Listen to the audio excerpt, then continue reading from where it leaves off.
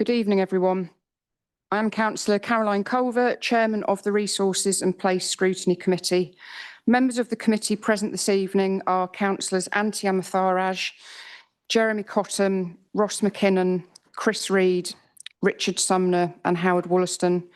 We're also joined online by Councillor Eric Pattenden and Councillor Laura Coyle. Portfolio holders present this evening are Stuart Gawley. I think we were due to be joined by Vicky Paul and Denise Gaines, but no, okay. Council officers present to advise and support the meeting are Claire Lawrence, Executive Director for Place, John Winstanley, Service Director for Environment, Kofi Adu-Gyamfi, Service Lead for Climate Change, Daniel Warren, Waste Manager, Martin Sargent, Service Director for Strategy and Governance, Richard Howroyd, Service Lead for Procurement and Commissioning, Laura Callan, Interim Service Director for Development and Housing, Fionn Memphis Greenslade, Senior Ecology Officer, and Gabrielle Mancini, Service Director for Transformation, Customer and ICT. Stephen Chard is the clerk for the meeting and Gordon Oliver is the Zoom host. Tonight's meeting is being live streamed on YouTube, so members of the public are able to follow proceedings. If we hear the fire alarm, we must leave the building immediately via the emergency exits. The assembly point is the Dolphin car park. If the lockdown alarm sounds, we will await instructions from officers and we will adjourn the meeting until such time as it is safe to proceed. Finally, I would like to take the opportunity to remind members that we are subject to the Council's Code of Conduct, which requires us to uphold certain standards, including, importantly, respect. We may not always agree with one another, but I would ask that in our disagreements, we are always respectful of others' views. Do members have any questions about how this evening's meeting will be conducted? No, thank you very much. Any apologies, please? Thank you, Jim. No apologies, but as you said, Councillors Laura Coyle and Eric Pattenden are attending on Zoom. Thank you very much. Item 2, minutes. We have minutes here for the meetings that we held on the 3rd of February and the 10th of February. Do members have any comments on those, please? No. Anyone online? No. Okay. Could I have a proposer, please? Thank you. Councillor Amatharaj, seconder Councillor Reid. All those in favour? Thank you very much. Minutes of the 10th of February. Any comments on those? No. Proposer, please. Councillor Sumner, seconder. Councillor Reid, all those in favour? Thank you very much. I take it you're abstaining, Councillor Cotton. Thank you very much. Okay.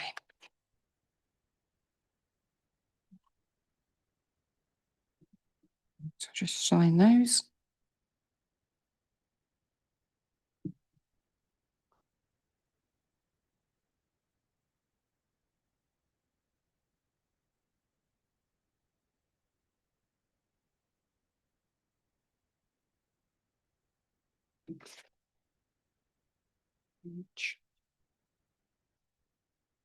Item 3, actions from previous meetings. Chairman, I'm sorry. Sorry, beg your pardon, Councillor Wollaston.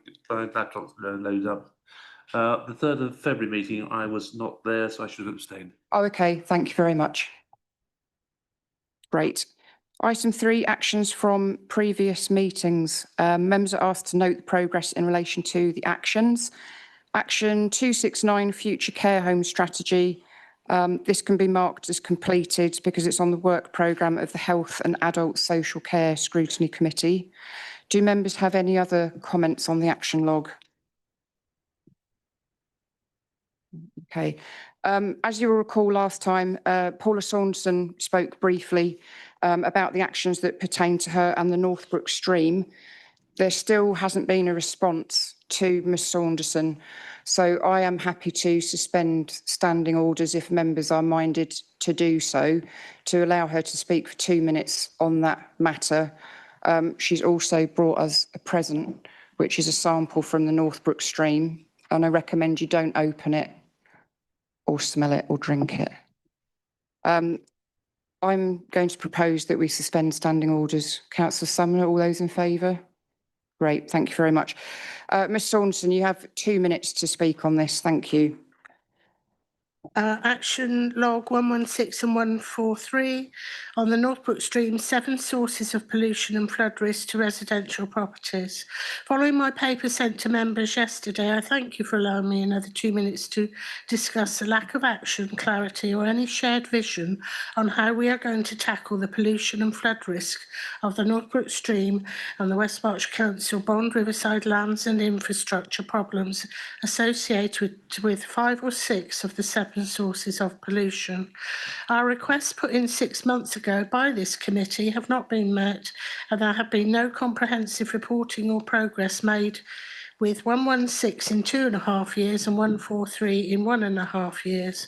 Another site visit this morning confirmed the depth of the static muds are still over 0.5 metre in some locations. In winter, with higher grounds coming through, the muds are almost covered and there's not so much smell and less disturbed. In summer, it's different. The muds protrude above the water levels and smell, and any disturbance results in noxious gases bubbling up. The stream bed, as it passes through the back of Sheridan Court and over the road into the rills of the Newbury Business Park, are also showing this black pollution, which travels on into our SSI main Chalk Rivers network. Therefore, what is to be done? My suggestions are either a report from West Berkshire Council officers is brought to your next meeting in June with explanations on the chart of 7 sources, which I sent to you all. I have 5 bullet points there to cover, which I won't read out, or hold an offline round the table meeting with maps between relevant officers of West Berkshire Council, myself as the Clayhill Flood and Drainage Warden, the chair of this committee, and relevant West Berkshire Council executive portfolio holders, and if thought appropriate, representatives of the Eye and Thames Water, if advantageous. My 2 cases lodged with PPP Environmental Health are also answered. And I do believe that if Bond Riverside were dealt with in a more holistic way as a mixed development site, it might be possible to raise central funding to help with contaminated land and non-functional drainage systems via new sources of funding from Homes England. The National Housing Delivery Fund, which replaces the Brownfield Release Fund, should be applicable, as was the case for Compton Purbright site and Stirling Cables. Does anyone have any questions? Thank you very much indeed for that. Members will be aware that I emailed earlier today and said that I was minded to recommend that we have a meeting about this to try and resolve it. I'm sure you'll agree that we don't want action sitting on the action log for months on end. Ms Saunderson has suggested we could have a report for the next meeting instead. I think it would be a good idea to have a discussion with the officers about what their preferred option would be. But are members happy that we either have a meeting or that we bring that to the next meeting? So I would actually meet with the officers and Ms Saunderson. Councillor Reid. Can we not have both? I'm looking at that jar at the moment, and I know it's over 30 years since I was a geochemist, but I would say I've never seen anything quite so black before that's been taken out of the bottom of a river. I've never taken a sample that black out. Not in my professional opinion, because I'm no longer a professional in that, but personally I'm very concerned by that. So I'd like to be able to see movement forward on this. Okay, thank you. Any other comments? Councillor Wollaston.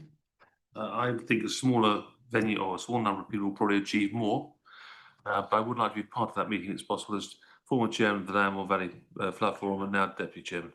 Okay. Any other comments, colleagues? Okay, well, I propose then that we have a meeting as soon as possible. Yeah, Councillor Gawley.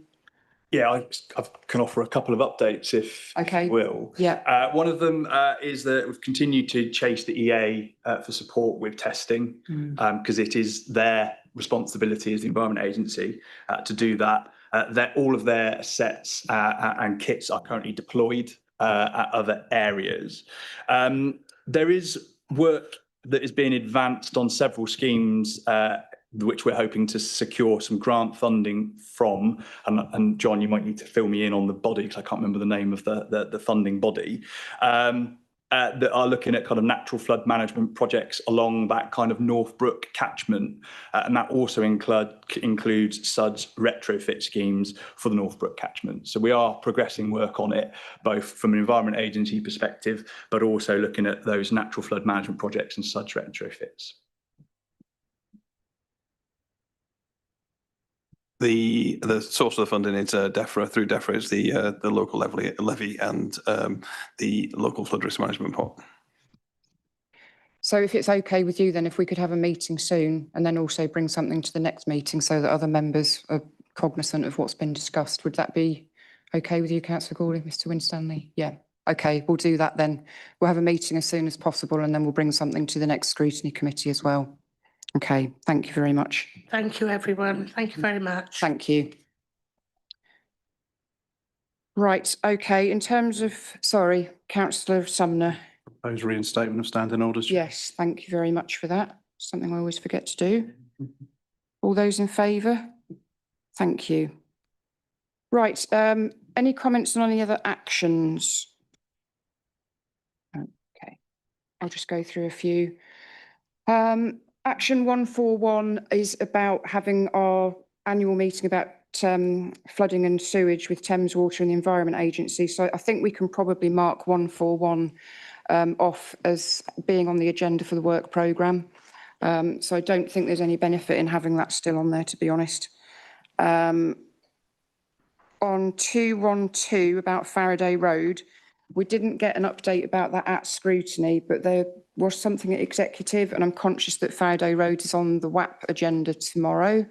And we also have playing pitch strategy down for the work programme. So I think we can probably take out 212 as well. Do comment as I go along if you disagree with me about anything. 156, 157 and 232 relate to waste, which we're covering off tonight. So I think we can take that out as well. 237 about corporate landlord model. Could we chase Councillor Cottingham for a response on that? I know there was something on the corporate work programme for about 18 months or so ago, but I think we wanted an update on how that was going. Thank you. 262. So this was about Connecting Communities Berkshire being invited to policy development group. That happened last week, I believe, so that can be taken off as well. 267 about affordable housing. We did consider whether we would want to look at this again in the future. I have received quite a lot of additional information from Sovereign since we had that meeting. So we talked about the sell-off of Sovereign properties, in particular rural properties, and they have actually shared with me a couple of scorecards now, which they use to justify selling off the properties. So I will share those with members of scrutiny, have a look at them and see if you think it's something that we should pursue. Personally, I think the way that they're looking at it is fairly subjective. So they're talking about whether houses are inclusive and delightful places to live and safe in safe areas, etc. And they're also judging whether or not the EPC rating is high enough. The figures I've seen are for EPCs to be A or B. And my understanding is that the government require it to be C by 2030, not A or B. So I think we need to dig in a little bit into the figures because as members, I'm sure will agree, we can't afford to lose our local social housing. Councillor Wollaston. Thank you. I mean, I've seen these scorecards as well from Sovereign, or SNC as they're now called. The issue in my view is not the fact they should be able to sell them off, is that they should try and reinvest back into West Berkshire rather than in their other areas. I know that's not a condition, but I wonder whether we could put any pressure on them to do so. Yeah, I certainly think we could do that. Councillor Amatharaj. Thank you, Chairman. Does that scorecard include only the rural areas or is just between the rural and town? So it's for individual properties. When something becomes vacant, they decide whether or not to keep the property or sell it, and they do a scorecard for that property. Yeah. Okay, any other comments on that? I think if we share the scorecards, Councillor Wollaston, are you happy to share the ones that you have sight of? And I'll do the same for the ones that I've got, and then members can appraise themselves of of what's actually being done, and we can have a decision about whether to look at this again in the future. I'm afraid I've only been shown them. I haven't got them in electronic copy. Okay, all right. Well, let's cover this offline then. Just make sure people have got the information. I think it's really important to follow that up. Right.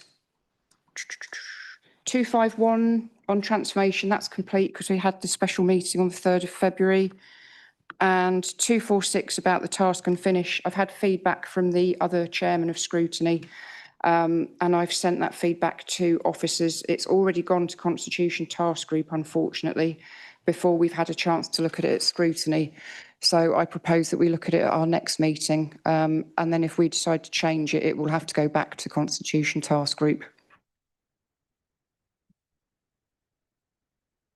Okay. Everyone happy with that? Great, thank you very much. Item 4, declarations of interest. Councillor Reid. As we're talking about waste, I should declare that I work for a company who has a major interest in waste management, but as I don't have actually other than drawing a salary from that company, and it's not the part that I actually deal with, I think I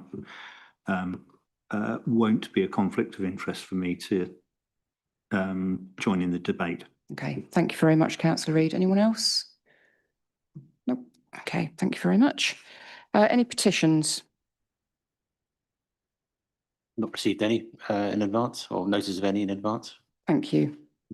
Right, moving on to item 6, 3 weekly refuge waste collections progress update. Over to Councillor Gawley. Thank you. Yes, thank you very much, Scrutiny, for having us back to update on progress. So I think first off, obviously I'll got some kind of opening remarks really, and then I'll hand over to Mr. Warren to talk through the slide deck in a bit more detail.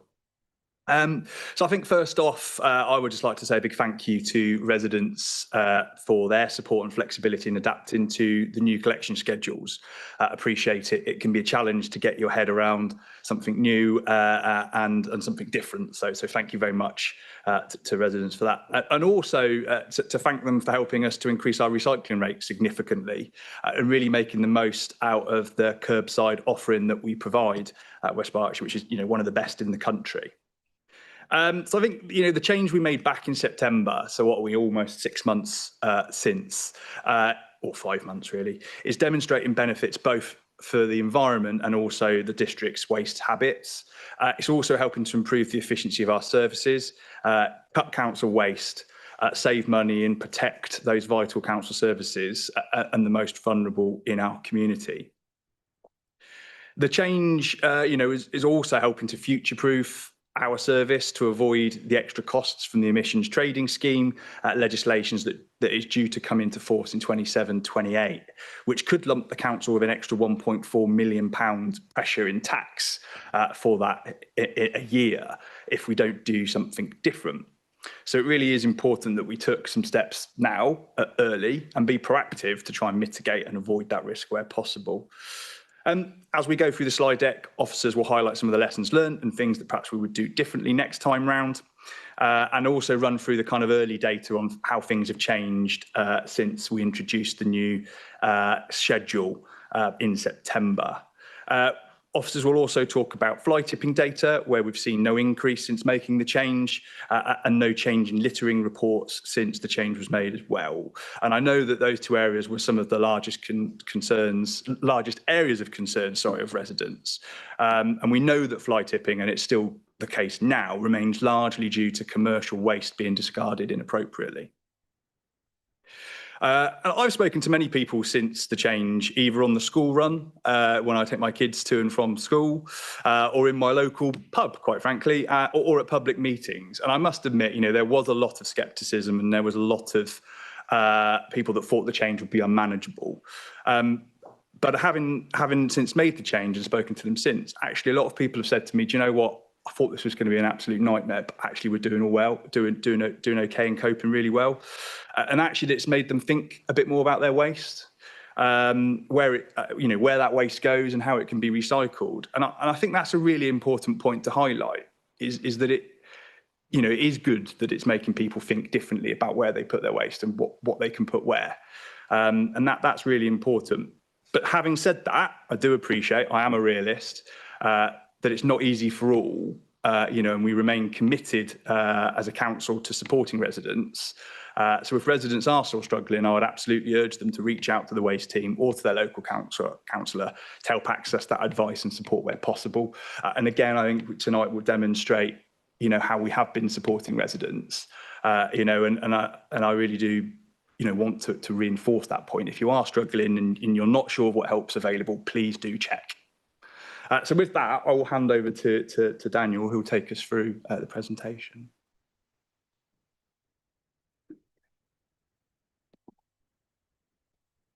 But yeah, thank you. So I'm going to go through the slide deck. It's included within the report. Okay, it's going. I did just want to mention as we start off that the vertical axes in some of the graphs will change as we go through. This kind of starts off in thousands and hundreds of tons, and some slides later on it's tens and hundreds of kilograms. So just to bear that in mind, please. So just an overview of why we were making a change and what happened. Stuart, Councillor Gordon mentioned 22nd of September, we changed our back bin frequency to once every 3 weeks. 42% of the black bin contained waste that could have been recycled using our existing recycling services. That was from a composition analysis that we undertook. We undertake regularly, the last one being in May of 2025. And only 41% of properties participated in the weekly food waste collection service. And we're one of the heaviest councils in England for waste produced per person. So this graph looks to show how the curbside black bin waste has changed, comparing it with 23-24 and 24-25 per quarter. The black line being the current year, demonstrating a 15% reduction in the black bin waste we've collected from the curbside. That's just over 1,000 tonnes of waste. So in Q3, reducing our potential impact from ETS by an estimated £50,000.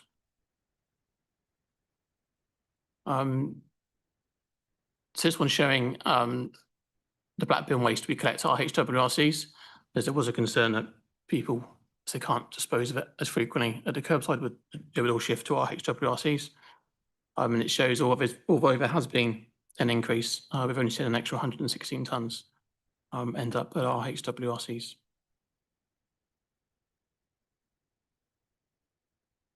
So food waste, we've seen a big increase, so 22% increase during Q3. And we've also undertook a participation survey in November, which showed that 65% of properties were using the service. And as part of the participation survey, we don't just go on 1 week, we go over a couple of weeks to get a better representation of who's using the service. Our dry recycling has also increased. We've seen 6% increase. So that's the paper card, plastic bottles, trays, cans that residents leave out on the curbside. And we're forecasting our recycling rate for this year to hit 55%, which is the highest we've achieved as a council. And so overall, our total waste collected has seen a very small decrease, which is for Q3 was say less than 24-25, but still a little bit more than 23-24, and showing a good progression. As we've seen other councils who have made a change, they've all reported and seen total waste collected decrease despite population and household numbers increasing. So total waste per household is something we've been looking at. So the black line depicts the total waste per household, which is the axes on the left, and the number of households being the bars and represented on the right-hand side. And we can show, despite household growth, we have seen a very small drop in the household waste per kilogram. And the same with waste per person. So you do bear in mind here the kilograms is only 10 kilograms per line here, whereas the last slide it was 100. So the drop isn't quite as drastic, but it is still a drop. So despite population growth, and we haven't got a a figure from the ONS yet for population for 25-26, so we've used the same figure for 24-25 in the graph. So a positive move, even though it's say small numbers. So we've been there's a request from Councillor Culver that we look at and present to you what's happening with the miscollections for the black bin service. So we were monitoring it along anyway. So the black line depicts again 25-26. It does show a big spike in miscollections during October when the service, the first full month of the service. But over Q3 as a whole, the number of black bin missed reports that we had, so 0.2% of all of the black bin collections that took place during that quarter. So, I mean, 99.8% success rate in collections going forward, which seeing we've changed we've changed the collection rounds and the crews have moved around. It's quite we're very impressed with how that's achieved such a high mark. And I'm also pleased to see that the number is reducing month on month, showing that crews are getting used to and residents are getting used to when bins need to be out. And there was a question around cost to the council around missed bins. There's no additional collection for us returning for collections that have been missed by the contractors. So there's no additional cost on the council for those. So some statistics of support we've been providing. So service information requests, they're what we class as so requests that come into the council. Customer services aren't able to respond or resolve. So it comes through to the waste officers to deal with. We have seen a 34% increase during the year, April to January, and that was around just over 2,500. So where the officers would speak to residents, undertake site visits. But that's from a range of services that we provide, not just from the black bin collection service. We added 188 properties to our assisted collection service, where we go to people's properties, to their front doors or back gardens to collect the waste when they're not able to put the bins out themselves. So we're now servicing around 1,000 properties in total. We haven't seen an increase in demand for our clinical collection service, which is encouraging because it shows that the service was already reaching the people that needed the service. We haven't seen an increase in demand since the change to 3 weekly black bins. And our waste minimisation officer and other waste officers have undertaken over 60 events since April and have engaged with over 1,500 residents. That's from primary schools, scout groups, brownies, beavers, WI, food bank, high streets, and our local libraries. And they'll continue. He was at a school earlier this week as well, I believe, so we're still going strong with those. So we do provide extra capacity in terms of either a larger black bin or an additional black bin to larger households or households who produce a large amount of non-recyclable, unavoidable waste. So you can see from the chart, last couple of years, we've provided about just over 250 extra capacity bins per year. And 25-26, that's increased by about 200%, 752 additional households we've provided with extra capacity to support them through the change due to the household size and circumstances.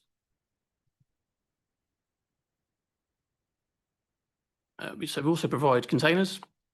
These are free of charge for residents for their recycling, for dry recycling and food waste, and also the black bins. So we've seen a 67% increase in the number of recycling boxes and bags that we presented or we provided to residents throughout last year. So delivering nearly 7,000 or just over 6,500 food caddies as well to residents, and that'll be for varying numbers of reasons, either not having used the service beforehand or needing a replacement bin, box or bag.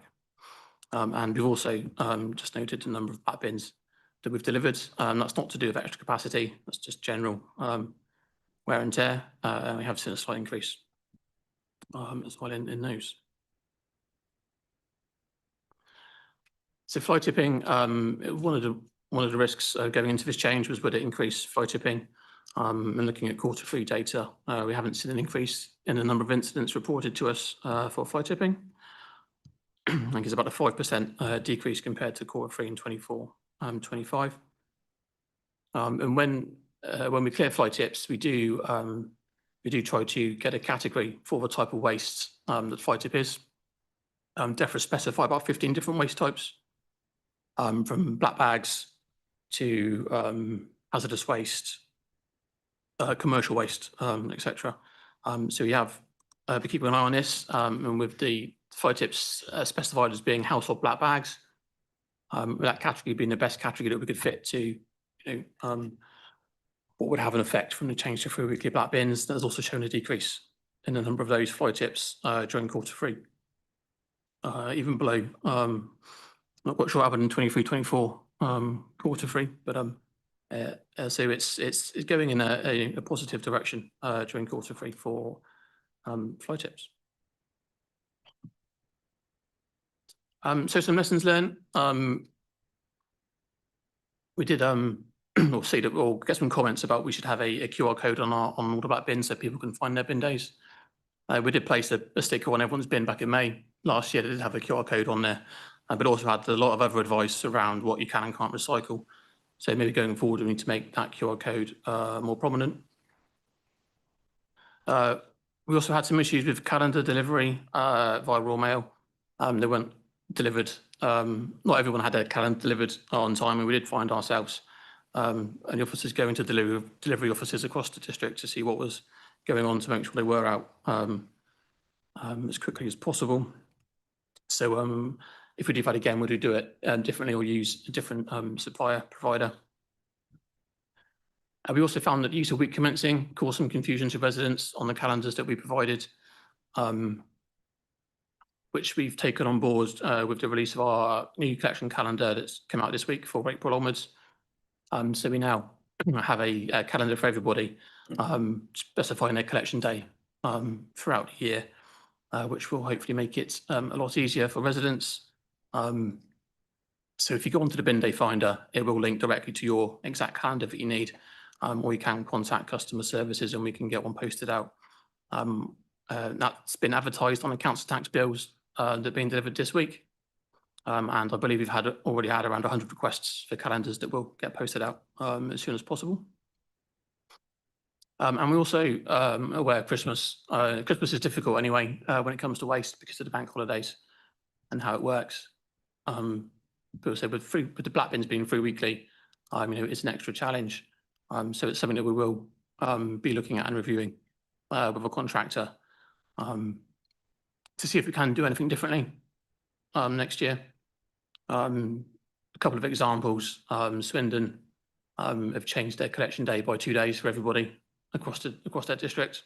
So everyone's bin days changed by 2 days to avoid a lot of people having to wait a long time for a catch up. But yeah, it's just something we will look at. So summary, we believe it's delivering against its objectives, increasing the recycling rate, diverting waste into the right bins with some minimisation of overall waste produced. We're seeing an increase in participation in the service. We will be carrying out another participation survey May of this year, and we do have another composition analysis due in June to see how that has changed.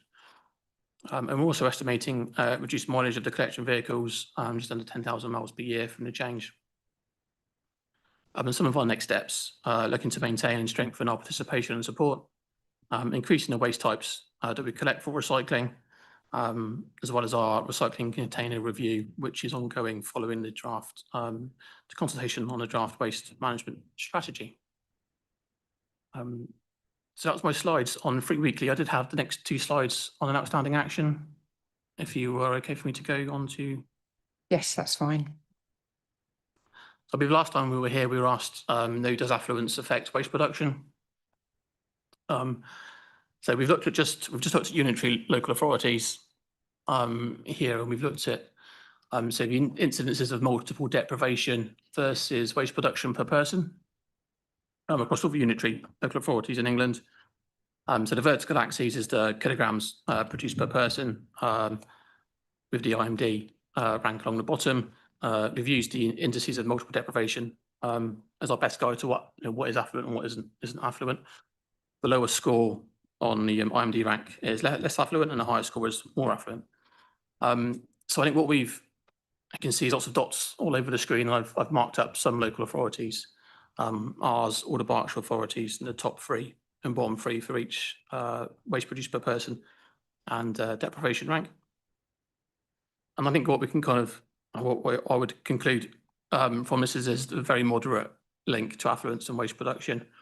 You do see some higher authorities higher up, but I think the bigger link probably is rurality. And the dots on the screen, the green dots are the rural authorities and the yellow dots are urban authorities. I think the bigger link around waste production is whether you're a rural or a district, rural or an urban authority. I know there's a lot of information on that slide. An overview. So rural areas generate on average around 80 kilograms more waste per person than urban areas, kind of regardless of income level. So some possible factors could be garden waste collections in rural authorities, where they're not in urban. Possible increased space for containers. Access and I guess ability to access HWRCs could be a factor. And rural areas have fewer flats. Linking to the garden waste side of things. So I hope that provides a bit more information on that action from last time. Great, thank you very much indeed to both of you, Councillor Gawley and Mr Warne. Members, do you have questions, please? Councillor Cotton. Thank you, Chair. I'm very impressed. It's a very good results. I have a question though. You say you've reduced the mileage by over 9,000 miles. Just asking how that was achievable. I guess there's an estimate provided by our contractor that they would reduce the number of miles the refuse crew are doing, as they're only going to each property once every 3 weeks rather than once every 2 weeks. But and further, but they are also doing a collection of the. I know it's a very much smaller lorry, but they're also doing another collection for the green bin every week. So would is that mileage taken into account? Not in this. The food waste service has been going since 2022, so we haven't taken that into account. It's sort of compared to our ongoing day-to-day service of the 4 services. Going to a 3-weekly back bin collection would reduce just a back bin collection service around here by. And if I may, just one final question: would there, being much smaller vehicles, would there be any feasibility of turning those into electric vehicles rather than? I know they do a lot of miles, but I mean, I'm just interested to see if that would be a viable proposition. So the food waste vehicles already use the HVO, which replaces the normal diesel, and HVO is roughly about 90% carbon reduction, I think, on normal diesel. We have trialled an electric refuse vehicle, one of the large ones, and it did all right, didn't it? It got to Lambourne and back, which I think is pretty much as far as it needs to go. So just got back on the recovery there.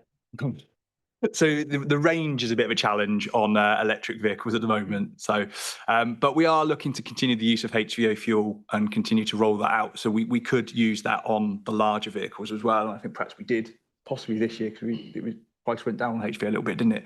So yes, that's the route we're taking at the moment. I think EVs in refuse vehicles is something perhaps for the next batch of vehicles potentially to look at, or hydrogen. Who knows what the market will do. Thank you, Chair. Thank you. Councillor Sumner. Thank you, Chairman. Daniel, thank you for the presentation. An observation first, if I may,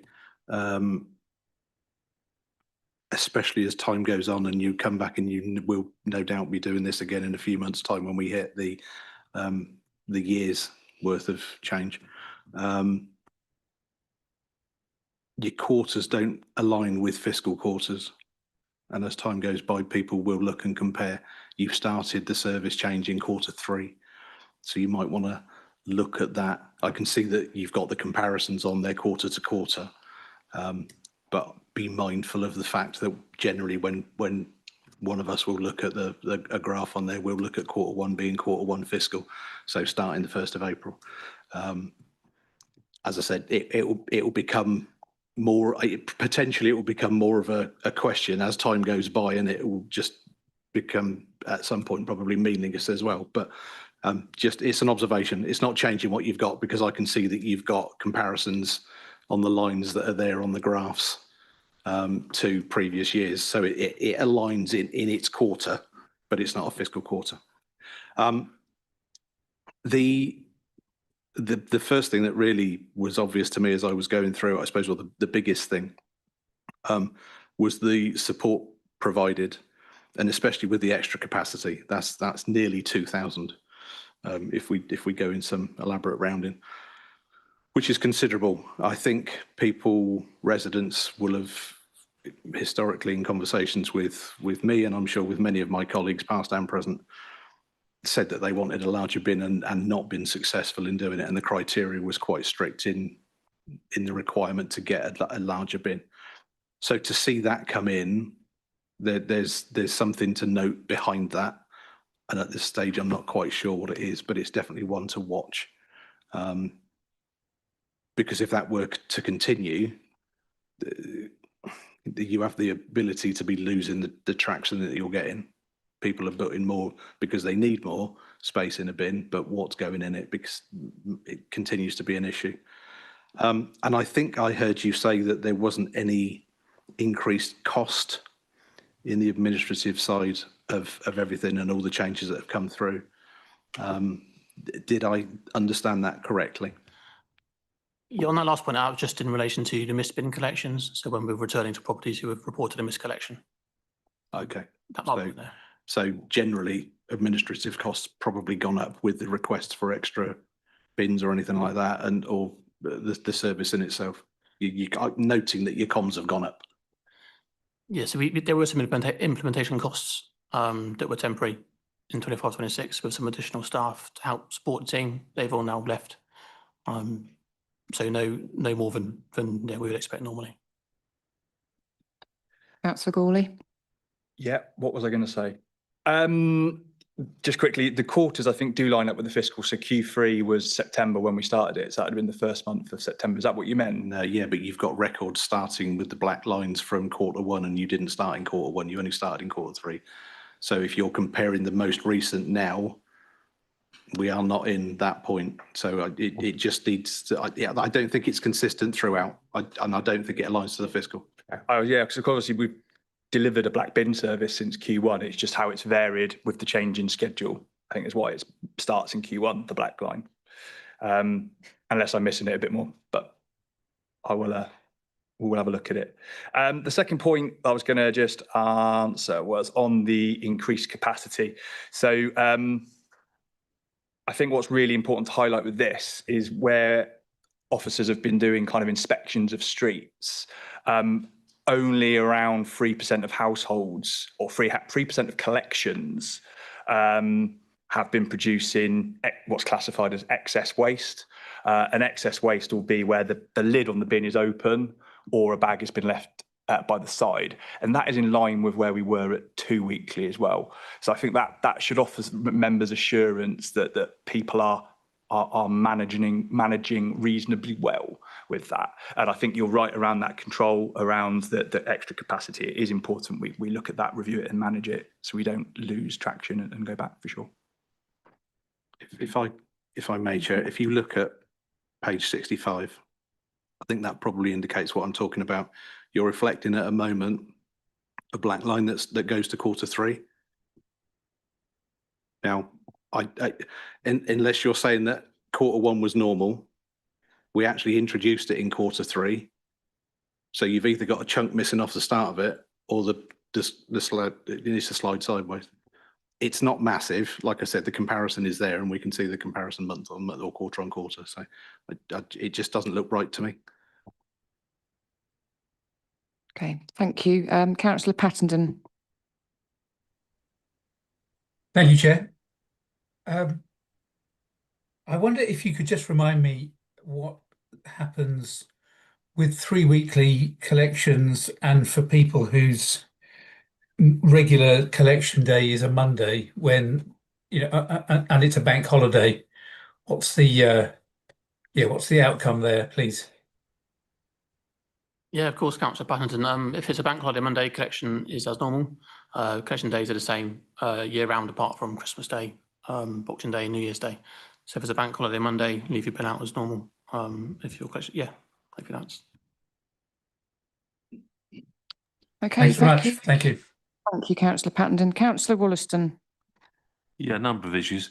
As you probably know, I was against this from the start, and a lot of my residents are still unhappy about it. I suppose one of the questions I've got is, could it be one of the problems I have is actually working out what to put out when. I just wonder whether you could set up an app, a council app, which means you just click on one button, immediately tells you what the delivery dates are, collection dates are rather, for your particular postcode. Make life a lot easier for an awful lot of people. My other issue is in my ward there are 2 or 3 very small cul-de-sacs, typically 7 or 8 houses. So on the day when you have green, black, everything, there is a whole mass of bins out there. Not ideal. I don't know what the solution is, frankly.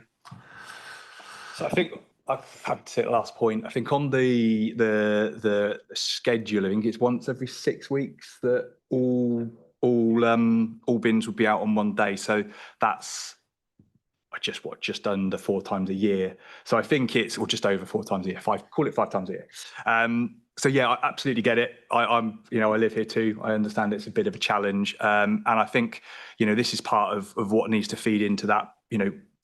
The recycling container review as well will help tackle this in terms of what options are out there, especially with the introduction of simple recycling.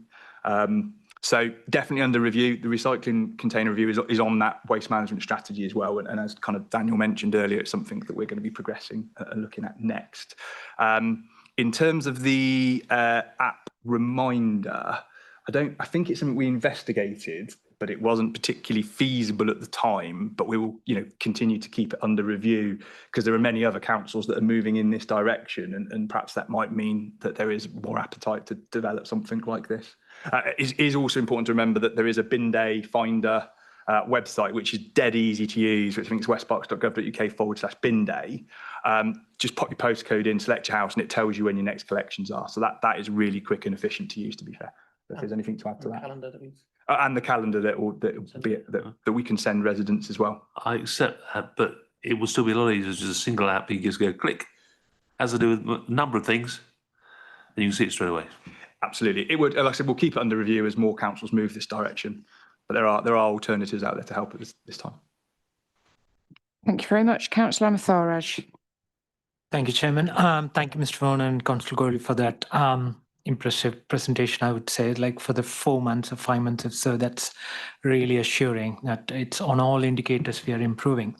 But we are Scrutiny Commission, we are here to pick up points. And I think I agree with Councillor Sumner and Councillor Williston. My point is on extending that extra capacity. In the conclusion section, you've indicated that it's kind of in 7.2, it's a positive indicator that there is a substantial rise in applications. But I don't think that's positive, that having huge number of sudden spike in the applications for extra capacity is going to incur cost or it's going to be a neighbor's envy, isn't it? Because I've got a couple of neighbors who's got a bigger bin, other people might want it. So that is something which we need to look at and see, like, how we can reduce. I would say, I think if that's the objective, to make people reduce their black bin waste. In one of the, my question, I'll come to the question, sorry. In one of the proposals considered, there is a proposal which I think it's been considered to reduce the bin size, and it is looking like, okay, yeah, and financially it's not viable. But having 700 additional extra capacity, bigger bins will also incur cost. And have we considered any option where instead of sending out replacement bill for bins for all the 60,000 households. For the new households where they are either coming in new developments or they are requesting for, by default you send a bigger bin because it makes life easier across, because it will be the objective, if not to reduce the waste effectively. So that is my point in terms of that excess bin or large bin is questionable. It's like people not understanding what is that criteria, how is it being dispersed on. And the number two question I have is on Constable Liston point is that cul-de-sac. But I just want to extend that further and say like these bins, number of bins, and it's like across the country, like people complain about number of bins they have to put out. So is there a way like where we can optimize things instead of the same day it's being collected on every 6 days? Can we have one day for food waste and then the other day for the black bin and the other day? So people, maybe they need to put out bins more often, but at least it solves the problem of the clutters, and then people have to put so many bins on a single day. Yeah, so that's my question. Thank you. Thank you. Take that one. I think to answer the last point first, I think that may be more confusing possibly than what it is at the moment. I'm quite happy knowing that I need to turn up on a Monday night and put my bin out. I just need to work out which colour. Normally I wait for the person opposite or the one over the side, over the other side of the house. They go first, then I go after. It's brinksmanship or binmanship. So I think, but what I would say is we'll keep it under review. I think this is a moving feast in terms of what other councils are doing as well. Like I said, this is very much a direction of travel across the country. Now that recycling is getting so much better. In terms of the larger bin questions, I think the question was, should we just deliver larger bins in the first place? We already give one of the largest bins in the country out as standard. It's 180 litre, isn't it? 240, sorry, 240 is our standard bin size. Is that standard bin size? Yeah. And that is already more capacity than Reading is offering at 2 weekly collection. So I don't think it would be the right thing necessarily to do to give a free 60 bin out. No, what's the next size up? 360 is the next. 360 is the next size up. To give a 360 out as standard. Like I said, we already provide more capacity than Oxfordshire and Reading. So I think we're already off, as well as a really good curbside offering. Reading still can't collect glass at the curbside. And you'll be really excited to know that we've got more additional products come in to be recycled at the curbside at the end of this month. And you'll have to wait and see what they are. But that will help reduce what goes into the black bin as well, because we'll be able to recycle more at the curbside again. So I think it's probably the wrong thing to do at this point in time. It's very much not what others are doing. It's going in the, kind of making sure it goes into those right streams in terms of the recycling avenue is absolutely critical. Did you have a supplementary? Yes, Chairman. Thank you. Supplementary. Thank you, Councillor Gourley. Just to follow up on that one, I can understand your point being like it will be wrong to kind of like give it as an arbitrary, like give it for everyone. But having said that, when people are listening to this or they have more questions on like how do I get a black bin, genuine needs, how do we make sure that they get the right help? Like, is it like, can you explain to us or can we get assurance that the right help is there for them? Yeah, absolutely. I think, I think Daniel's highlighted that we shipped just over 750 extra capacity bins this year to date.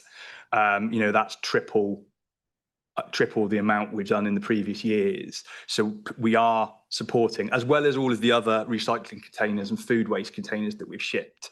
There's a significant number of extra units there in terms of recycling containers, plus those extra capacity or second bins where it's required. And it's really important that, we do support residents. And, in terms of the criteria to achieve, to be accessible to extra capacity, it's more than 5 people in a household, or 2 young children in nappies, or a medical condition which means you generate more more waste. I think I've ticked them all off. Advice and education. Oh yeah, as well as advice and education as well. And I think that's what I would say is it's always worth speaking to officers, because not one size fits all. But that's the kind of baseline criteria. But we appreciate that things are different depending on circumstances. So absolutely, residents should make contact with the council, and certainly waste officers will be there to help. We've done a number of site visits with residents to look at, participation rates. Have they got all of the right recycling containers? Can we offer them that first before we, go to an extra capacity option, for example? So there's plenty of support options. I think that it is around just having that conversation. Thank you. Councillor McKinnon. Chair, I think Councillor Sumner wants to just come in and follow up on Councillor Gurley, if that's okay with you. Okay. Thank you, Councillor McKinnon. Yeah, just really on the Reading Council issue, which is obviously something that, as you know, because I work the other side of the border, that was their solution to go into 3 weeks. So they had larger bins. They I have no idea how much money they spent. I suspect it was quite a lot.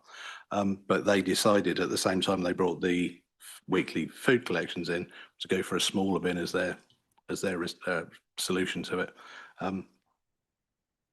As was said, when you look at what is collected and what we have as an authority collected over many years, they still don't do glass. If I may, there's just an additional question to that, which is, are we going to be affected by anything that's the government changes that are coming up at the end of the month? On the whole, no, because I think food collection was probably the big ticket item, and that was introduced in October 22. So we're well ahead of the curve with regards to food waste, for sure. There are a couple of other bits that maybe may affect us, but we've got no plans to change what we're doing at the moment. We're just increasing other items that we can do as well. So more on that at the end of the month. Thank you. Councillor McKinnon. Thanks, Chairman. I've got a few questions for Councillor Gurley and then also a couple for Mr. Warren. Councillor Gurley, in your submission earlier, you thanked residents for their support, but you didn't have their support, did you? The majority in the consultation told you that they didn't want that. Isn't that correct? 52% said they could make that change with support, but may struggle at certain times of the year. So there was a opportunity there to introduce this and offer that support, which we have done. So I think I'll take that as a yes.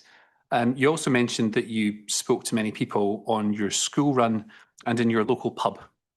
Is that a representative sample which outweighs the results of the consultation that was done? I also said public meetings as well, which I think can be representative. So no, it's not. It's absolutely. But I'm a resident. I think I'm entitled to express that opinion. That people that have said, you know what, I thought this was going to be terrible. Actually, it's not. It's made me think more about what I've done. Is a valid opinion to hold. And I've had other parish councils have mentioned it to me as well. Parish councillors have mentioned that it's gone really well for them. They're surprised at how well it's gone. So no, no, it's not a representative sample, but it is people that are from across the demographic of West Berkshire. And I guess you would probably say that Councillor Williston's residents who are talking to him and the many residents who've talked to me about it are deeply unhappy with the change. That's just another set of opinions, isn't it? It is, but I think what we've demonstrated tonight is that there are support networks available, support options available. That only 3% of people are producing excess at the curbside. I think it's important that we look at it holistically as well, and I think it's okay to have the conversation. I mean, if people want to contact me, then I'm more than happy for them to reach out, and I can explain it as I've done through Q&As, EAGs, parish meetings over the last 12, 24 months. But if there are people that are genuinely struggling and that are particularly unhappy, then I'm more than happy for them to reach out to me, as I always have been. Thanks, Councillor Gurley. Final one to Councillor Gurley, Chairman, if that's okay. And I'm glad you brought up the support that's on offer. So I think Executive a couple of weeks ago asked the question about how many applications for extra report have been refused. But actually, the slide deck here is very helpful. I think looking at it this year, it's about 1,600 applications for extra support have been refused. So you mentioned in your submission that, and you've said it there as well, which is really good to hear, that those residents should reach out to you to ask for help. Well, they already have, and they've been told no. So what should those residents do now? again, happy to have the conversation, and we can look at offering what advice there is. We can look at organising some site visits to understand what the challenges are and where they're struggling, so we can offer some, targeted intervention where required. What I would say is that if you look back at the previous years, and beyond this administration, not every application gets accepted. It is slightly higher this time round, because we've seen a significant uptick. But previous years, it's around 50% applications are approved, and I think that's historical. Goes back many, many years. Nothing's really changed in that aspect. But like I said, for those that feel that they aren't coping still, then they should absolutely reach out, and we can look at advice at site visits and understand the issue in a bit more detail, because one size doesn't fit all. I appreciate that. Just coming back on that, Chairman, again, looking at the change in 25-26, there's about 5 times as many total applications this year as you might expect, but only about 3 times as many have been approved. So the percentage of refusals is far higher. Yes, it is. You're right. When you mentioned there about reaching out and an analysis would be done, has that analysis not already been done when you've been appraising the initial application? I mean, is this just a desktop exercise? How do you assess these things if you haven't already done those? I think I've answered that one already, which is around. So again, for me, I will. I'm happy to repeat it because it's important that residents hear it. And that is that the initial criteria that are there is over 5 people living in a residence, or 2 young children in nappies, or a medical condition that requires, more waste being generated. They are the initial triggers. Correct me if I'm wrong, Daniel, but there's an option on the form to put extra free text in. Yeah. And that would then get routed to an officer for review. Every application that has free text. So every application that has free text inputted into the application is reviewed by an officer. That's really encouraging to hear. Thank you. So I think we're hearing that for those 1,600 refusals, that the road is not yet closed. Speak to you, and there is hope yet. Is that the case? And reach out to local councillors. We're all here to help our residents at the end of the day. I would say that if those residents are genuinely still struggling, because I think there is always sometimes a fear of change, because actually, I'll be completely honest, the main spike in increases came prior to even the change happening. Actually, it's tailed off massively since the changes come into place. So if people are genuinely still struggling, please do reach back out again. I've always said that, and I absolutely won't change that message. Thank you so much. And a couple for Mr. Warren, if you don't mind, Chairman. I think you mentioned in your presentation, which was really useful, it was when the slide was up about the waste generated per kilogram, waste generated per person by kilogram. And I think you mentioned something like, despite the population growth, the waste per person has fallen. And is it just me, though? Population growth wouldn't affect waste per capita, would it? It would affect total waste, but not per capita. Yeah, it sounds like I've probably bespoken there. That's fine. And on the scatter graph, now this one really does speak to my interest. The conclusion about the relationship between waste and affluence and waste and rurality. The green dots, I think, are rurality, and the yellow dots are affluence. There's a conclusion been made that there is a modest relationship between affluence and waste. Looking at that scatter graph, it would appear to be no correlation at all. And also, there's the conclusion in the report that says there's a stronger relationship between rurality and waste. Again, as a statistician myself, looking at that scatter graph, there seems to be very little correlation, if any. Who made that conclusion? And was it just a case of eyeballing the scatter graph, or was there a more detailed statistical analysis done? Yeah, thanks for the question. So the scatter graph, the yellow dots are urban local authorities, and the green dots are rural urban authorities. And yeah, the analysis was my visual interpretation of the graph itself. Just a little request, actually, Chairman, and then I will leave it alone. Is there any chance you could see that data? Just have a little play around with it myself, the actual numbers and the data. Yeah, of course. Yeah, it's public available, and I'll send it over. Yeah. Thanks, Chairman. Thank you both. Thank you very much. Councillor Reid. Thank you, Chair. If I can just make a few observations and then go into a question. I think officers are used to me and fellow councillors in me raising the rather boring topics of project management and risk mitigation.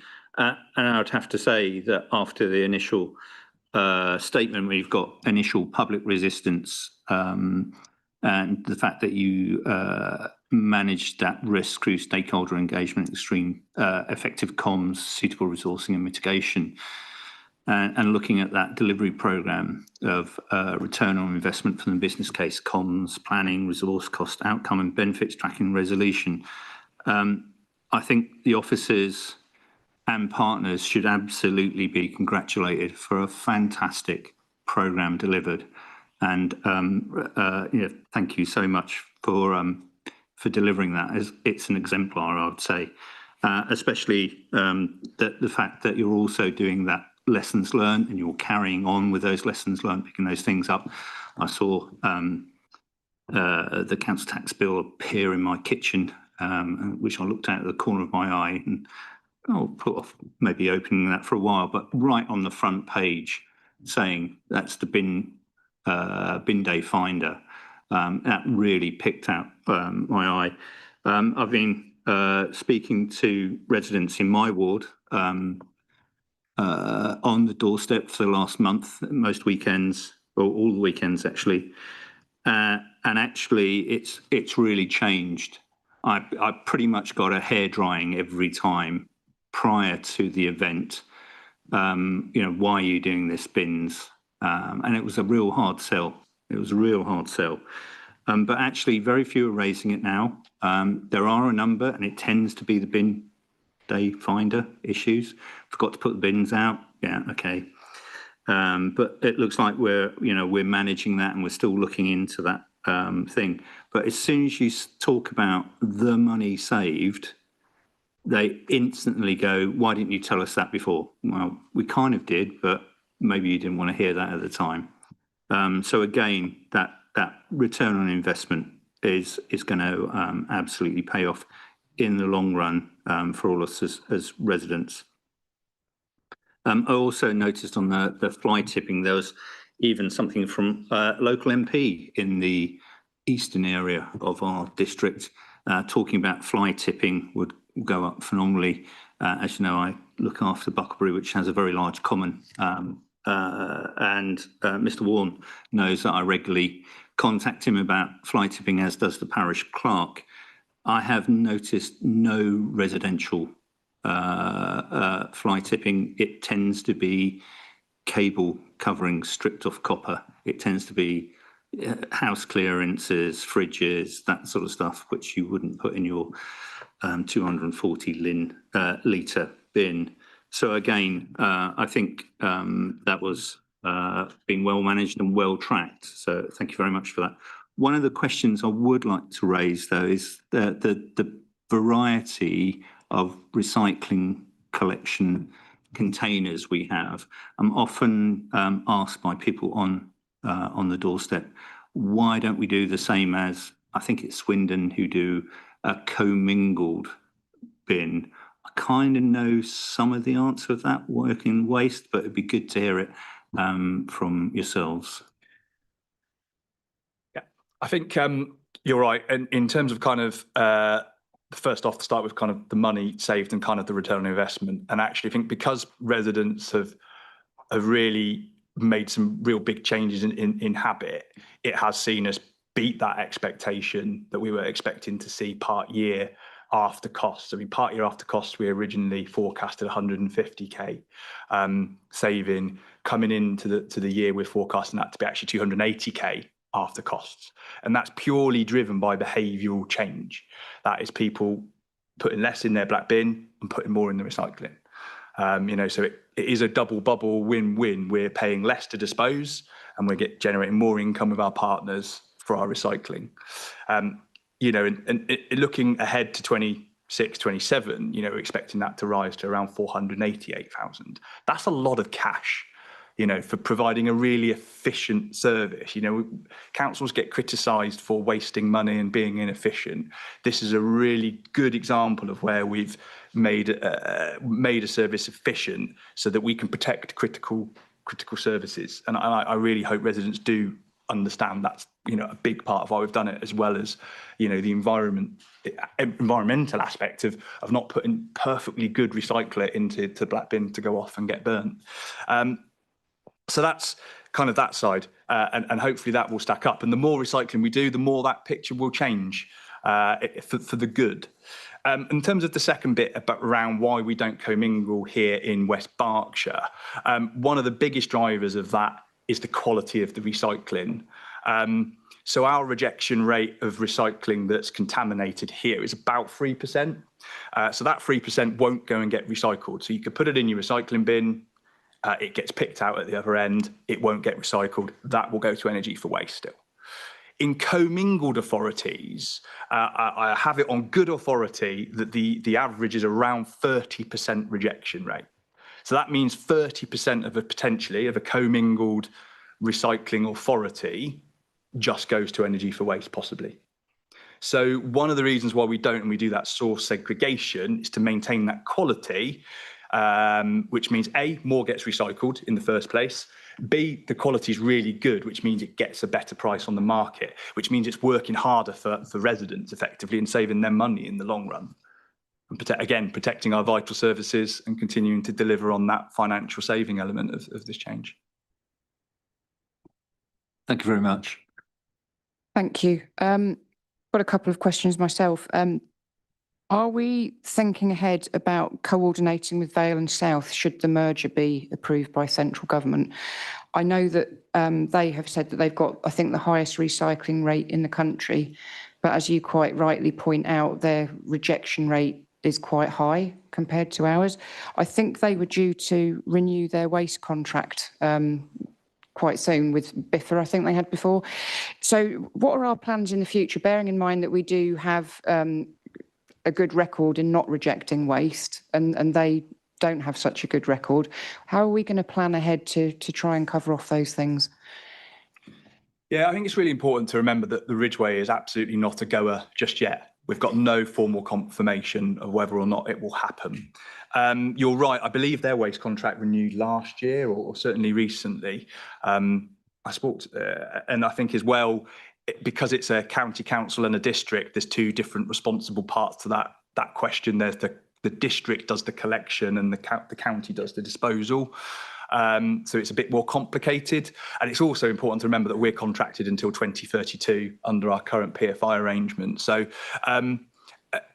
it's probably very early days to even consider that yet. I mean, I speak to my counterparts of those councils around what we're doing, you know, what they're doing, what we're doing in terms of our kind of current best practice. It's interesting to note that the Conservative leader of the opposition at Oxfordshire County Council has already scared residents there by saying that if you go that way, you'll have your bins collected free weekly. So I was interested that he's already come over the parapet to scare residents. And I really would like to urge residents to think twice if they're going to base their consultation response purely off of their bins when we are so far away from that position. Having worked in mergers and acquisitions in the past, it can take a long time to unravel various different contracts and various different services.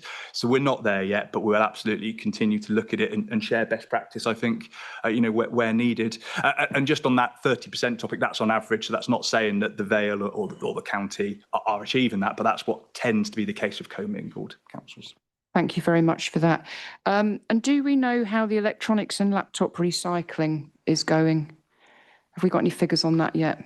Are we meeting our aspirations? I don't have any figures. I can find out for you and let you know. I'm conscious it wasn't a question for you for this evening, but it would be quite interesting to know that, I think. And you mentioned that there are going to be some other things announced at the end of this month. Yeah, a couple of new curbside items, which would be really good. Again, you know, diverting from the black bin to the green bins. Does that include foil? Not at this point, no. Not at the moment, okay. Are you able to say anything else about what it will include? I'm going to keep you in suspense until the 31st of March. Okay.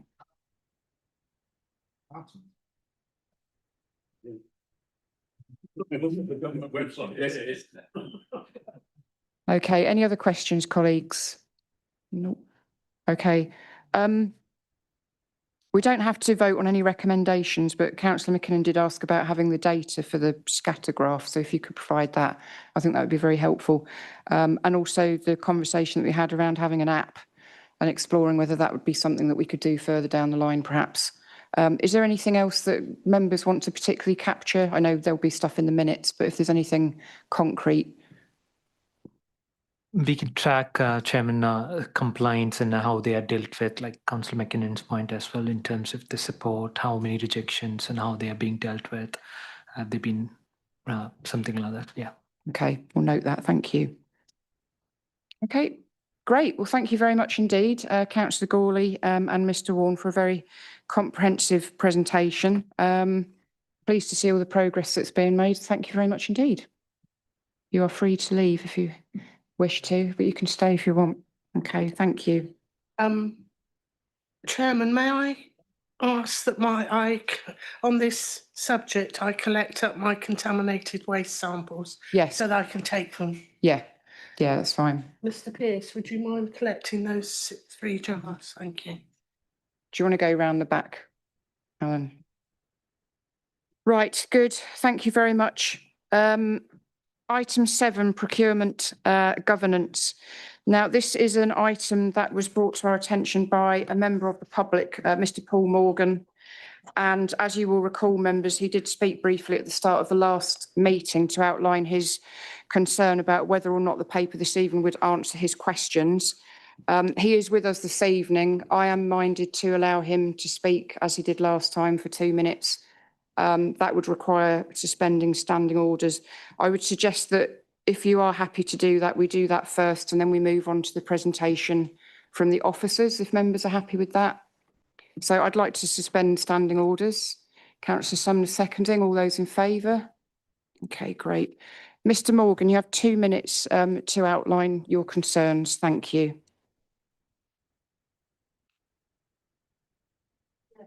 I'm just going to wait for those people to leave, where you go. Because it doesn't take up my 2 minutes, which is... No, that's fine. Yeah. Start when you're ready.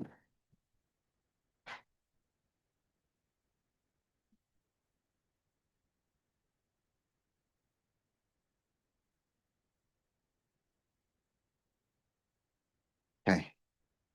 Yeah, firstly, I don't believe the procurement governance report produced reflects my request for scrutiny that I submitted on the 25th of November. That's my first point.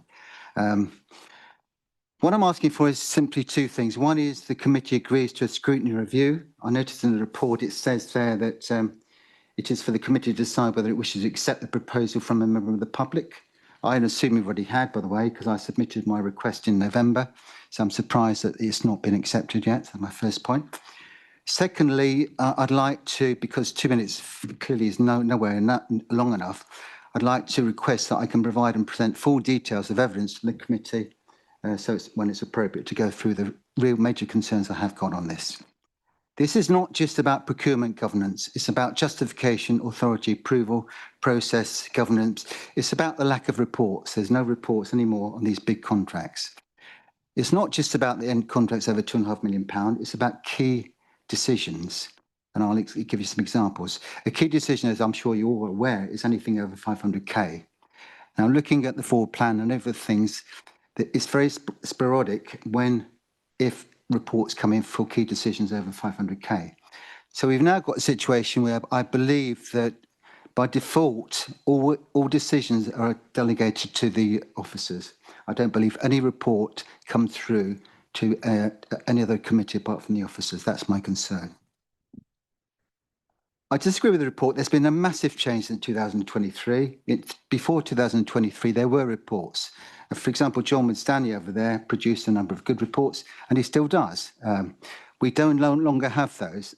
The question I ask the members sitting around the table is, you have not received reports for any big value contracts over £2.5 million since 2023. I've asked the question, I know that's not happened. I think that's a massive mistake. I think that's undemocratic, unconstitutional, and I urge everyone to reverse that decision. That's 2 minutes, Mr. Morgan. Thank you. Well, as I say, it's simply not enough time. And again, let me reiterate my second point. I'd like to... No, you've had 2 minutes. Sorry, Mr. Morgan. We thank you for making a request as a member of the public for the scrutiny, and you have been able to speak to us before and this evening. It's very clear from your request what it is that you are asking us for, and members will be able to ask questions of the officers accordingly as we go through. So thank you very much indeed.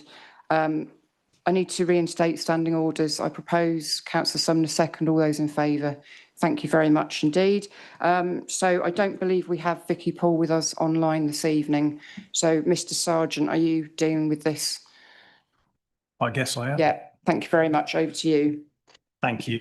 I don't want to make a lot of preliminary remarks. I think the report stands for itself. As Mr Morgan says, he submitted this. The purpose of the briefing note is to set out some of the history of how we came to where we are and what our rules are around how we undertake procurement as an organisation.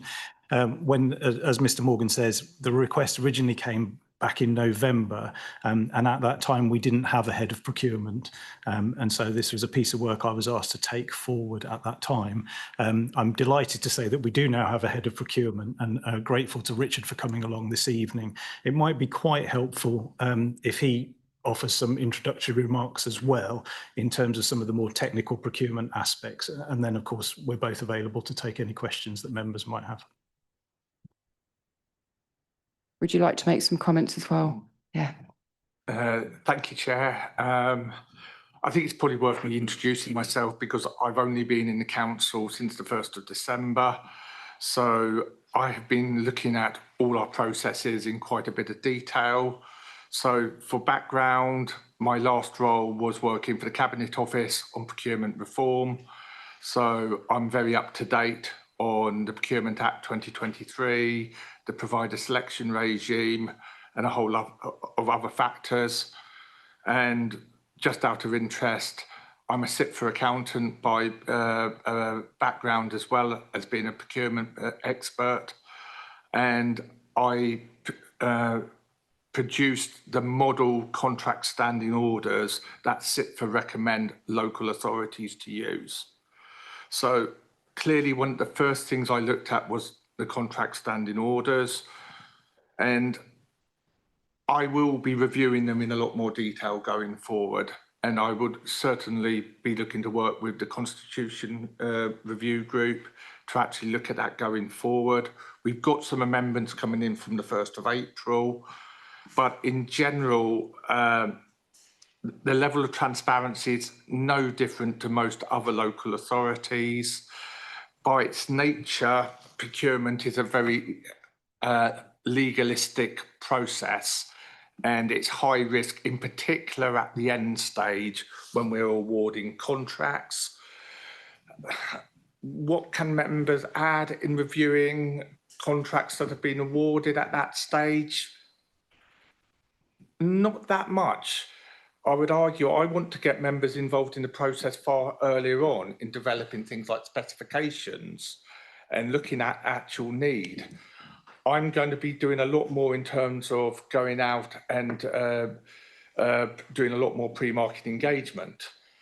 There are loads of areas that I will be looking to improve, and you will see them in a lot more detail once I start talking about the procurement strategy, which I'm taking through executive in the next few months. So the leader of the council is here, and I'm working very closely on that one. So what I would say on this one is, yes, I am going to review it, and I will take all views into account. And I've worked in a number of large local authorities, and I will look to make sure all best practice is there. I will try and to make things as transparent as possible.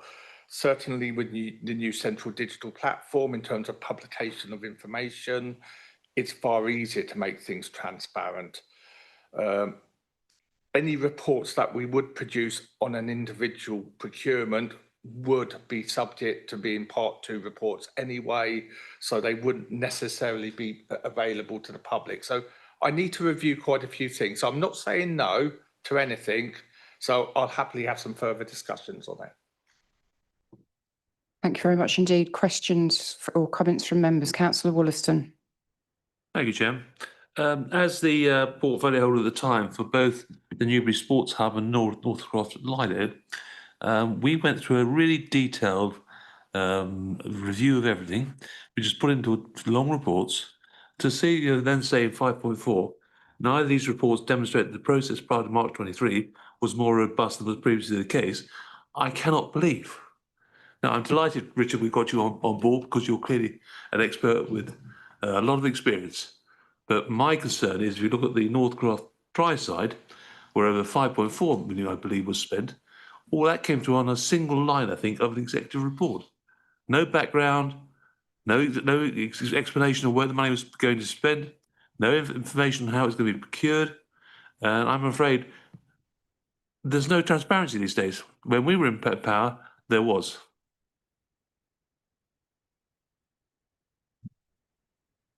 Clearly, I wasn't here at the time, so it's difficult for me to pass judgment on the past. In terms of how the new Procurement Act works, I believe there is significant transparency in terms of processes, in terms of publications of documents, which the general public will also have access to.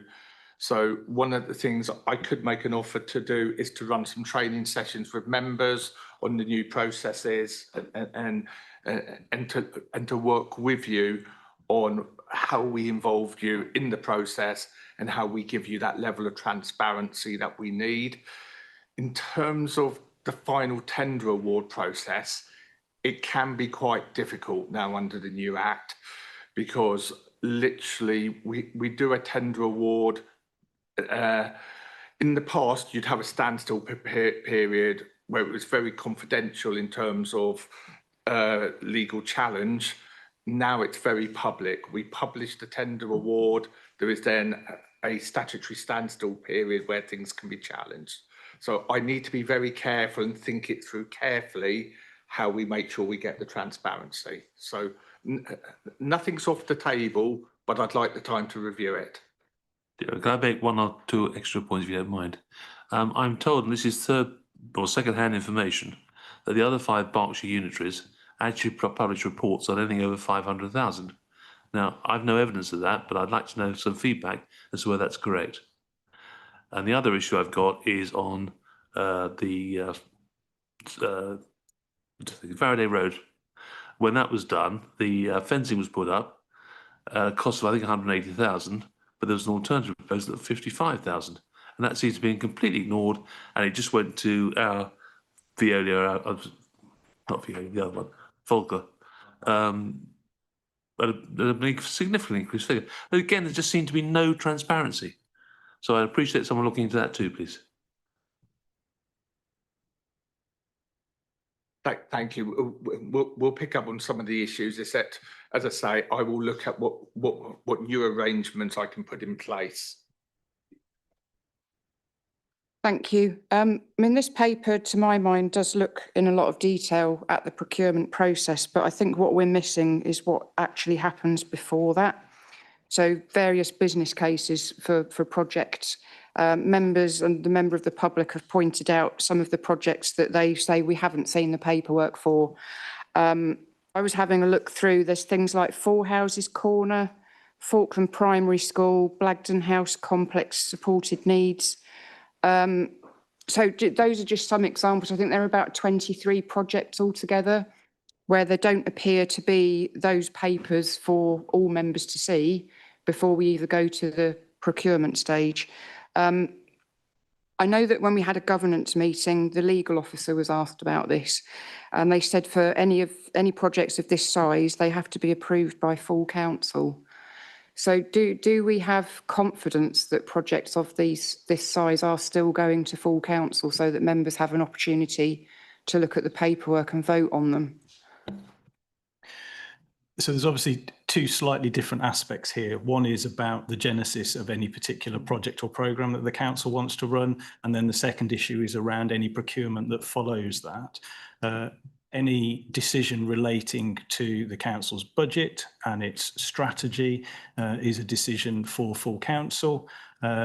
At a more individual level of particular projects, that would be taken by the executive. None of that in either instance is part of the procurement process. The procurement process would then follow on from any such decisions as set out in the report. Because the request from the member of the public did go into a lot of detail about their concern, and it wasn't just about procurement, it was about all of the things that come before that. So business cases, justification, approval process, governance, et cetera, et cetera. So when you drafted the paper, did you look at the detailed request from the member of the public and did you consider addressing all of those points in his request? Because it seems to me, and I could be wrong, that there's quite a lot of stuff that hasn't been addressed from his request. And my apologies if that hasn't been fully addressed. That wasn't the intention. The focus of the request was around procurement governance, and that's where I focused my attention. But if the committee feels differently, then that's something that we can look at. I suppose it doesn't alter the decision that the committee needs to make about whether this is something it wants to scrutinise more specifically. Yeah, I think this is where the confusion is, because it says, do we accept, let me go back up the page. So it says next step 6.1, it's for the committee to decide whether it wishes to accept the proposal from a member of the public for a scrutiny review. I mean, we have accepted it effectively by asking an officer to write a paper. So I think that's probably caused a little bit of confusion. Councillor McKinnon. Thank you, Chairman. Welcome, Richard. I'll echo Councillor Williston's comments. You mentioned something earlier on, like what can members add at that stage of the process? And I think that's undefined. We don't know really what members can add. I want to avoid the idea that residents think that the council knows best. I think we've seen enough of that with how the administration responds to public consultations. I think if members have oversight, or at least sight, even if it's no oversight of contract awards, there's a smell test. Members can look at, members might know something about connections and conflicts and related parties that you might not give them credit for. And I would hope that everyone agrees that as important as propriety in the award of public contract is the appearance of propriety. Yes, some of these things are going to be in part 2, Richard, but at least residents would know that their elected members have that scrutiny. Now, I raised concerns about the appearance of propriety in public sector contracts at the last executive. And I can tell you, well, actually, I'm not allowed to tell you very much, but I can tell you that the executive and the administration have not reacted in a way which I would recognise as welcoming of that scrutiny. And if I was to say any more, then I might find myself subject to a standards complaint. There is the issue of democratic oversight of public money. And I think it is important that members, when we're talking about contracts of this size, residents have confidence that members other than those in the administration, on procurement board and so on, have had at least some sight and some chance to go over the detail.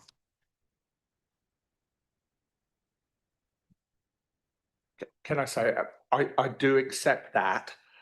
However, we need to think about it very, very carefully because of the risk of legal challenges. We are in a very litigious arena here, which is why I want to spend a little bit of time looking at our processes and making sure what we do is correct and doesn't open the council up and to individual members up to litigation against them, because the last thing I want is a complaint around a procurement process. And if I can refer to a local example, Bath, Swindon and Wiltshire ICB were taken to court by a company called Consultant Connect around conflicts of interest and inappropriate procurement behaviour. That is now national case law on how not to do things. So I'm very, very keen to make sure we have good procedures in. In that case, it cost the ICB probably several £1 million in compensation and legal costs. My job, my first duty is to the council is to protect the public purse. And that is why, again, I will repeat it. I want to work with people.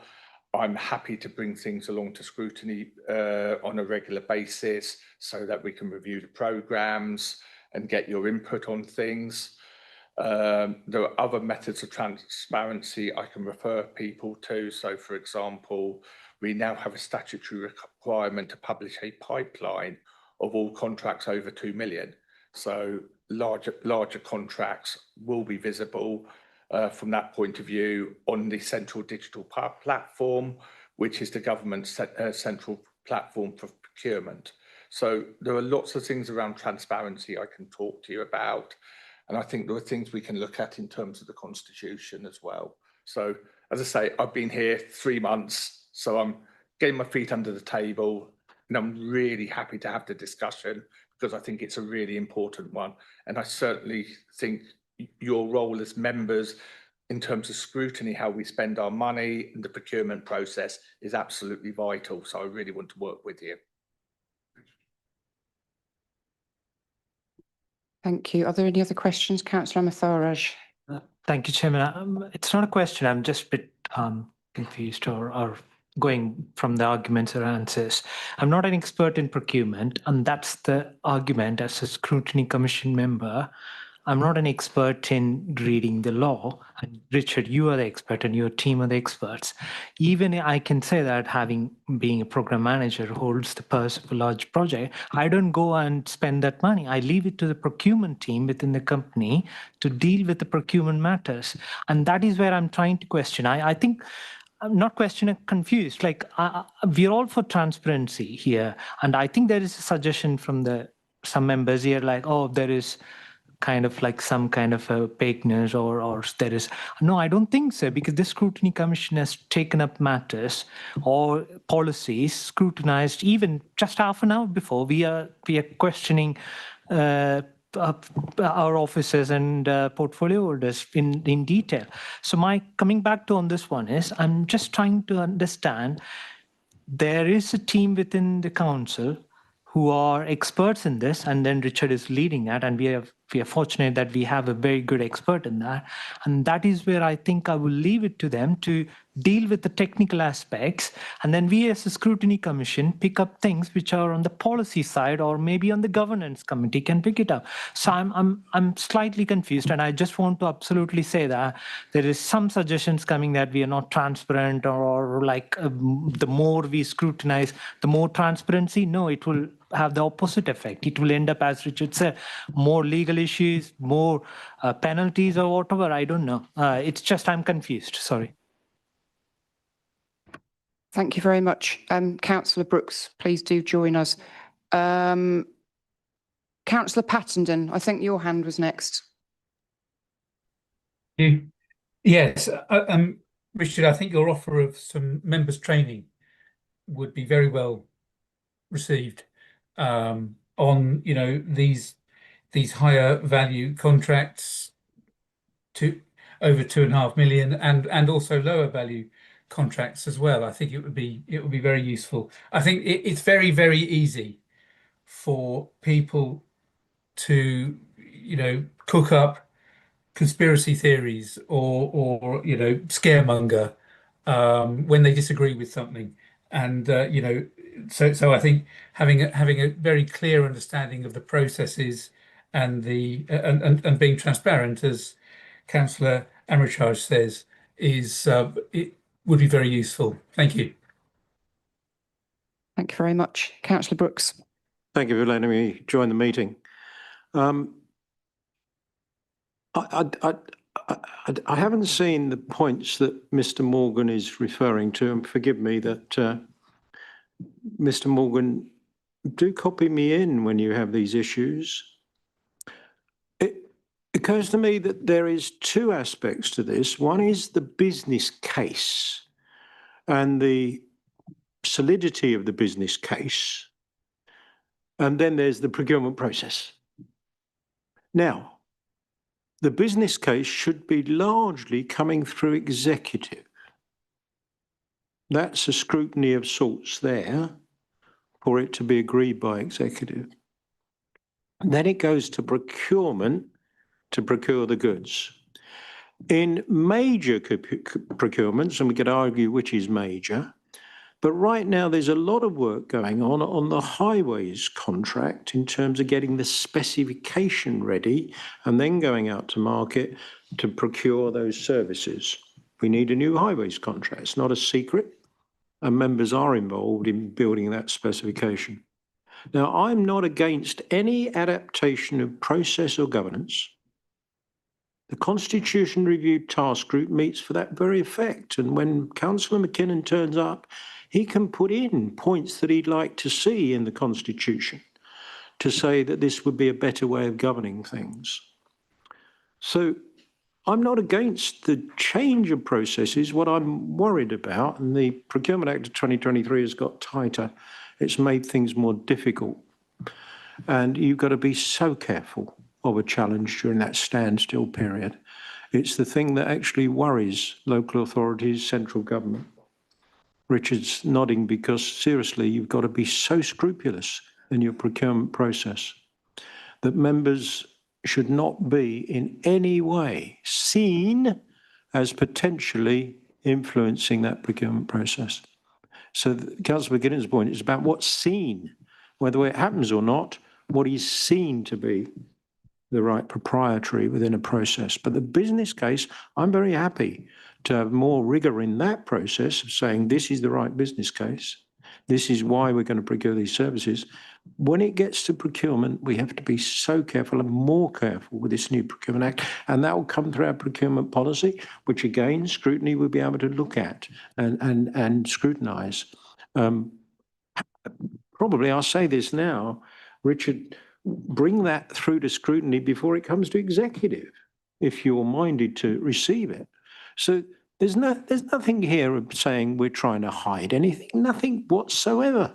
But the business case needs to be strong in itself, and that's an area perhaps we should look at. Thank you very much, Councillor Brooks. Just going back to the original request for scrutiny, I'll just read some of it out. It says, can Scrutiny request any or all supporting information supplied to the Executive for the 23 contracts of over 2.5 million approved since July 2023? So I think the procurement is one thing, but it's the documentation that comes before that. So I think there are some things in the original request from the member of the public that haven't been covered off in this paper. And I think this is where there's some element of confusion. Councillor McKinnon. Just a quick one. Thank the leader for attending and giving us the benefit of his wisdom on that. It's always lovely to hear from him. Just a process point, Chairman. Councillor Brooks has just spoken at the meeting. He wasn't here at the start to declare an interest. I just wonder if he would like to declare an interest now, given he has the opportunity to do so. An interest I've declared in the past. I run a business that bids for companies to government, but not to this authority. It gives me an intellectual property and capability that I have to be very careful of how I expedite. I cannot forget it. And in fact, it can be very beneficial in being a councillor.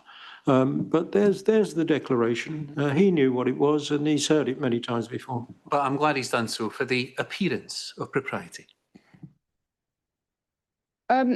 Could I propose that, sorry, yeah, Councillor Sumner, and then I'll come back in. Very quickly, Chairman, we need to be mindful of the, and Mr. Howard I absolutely take on board everything he said.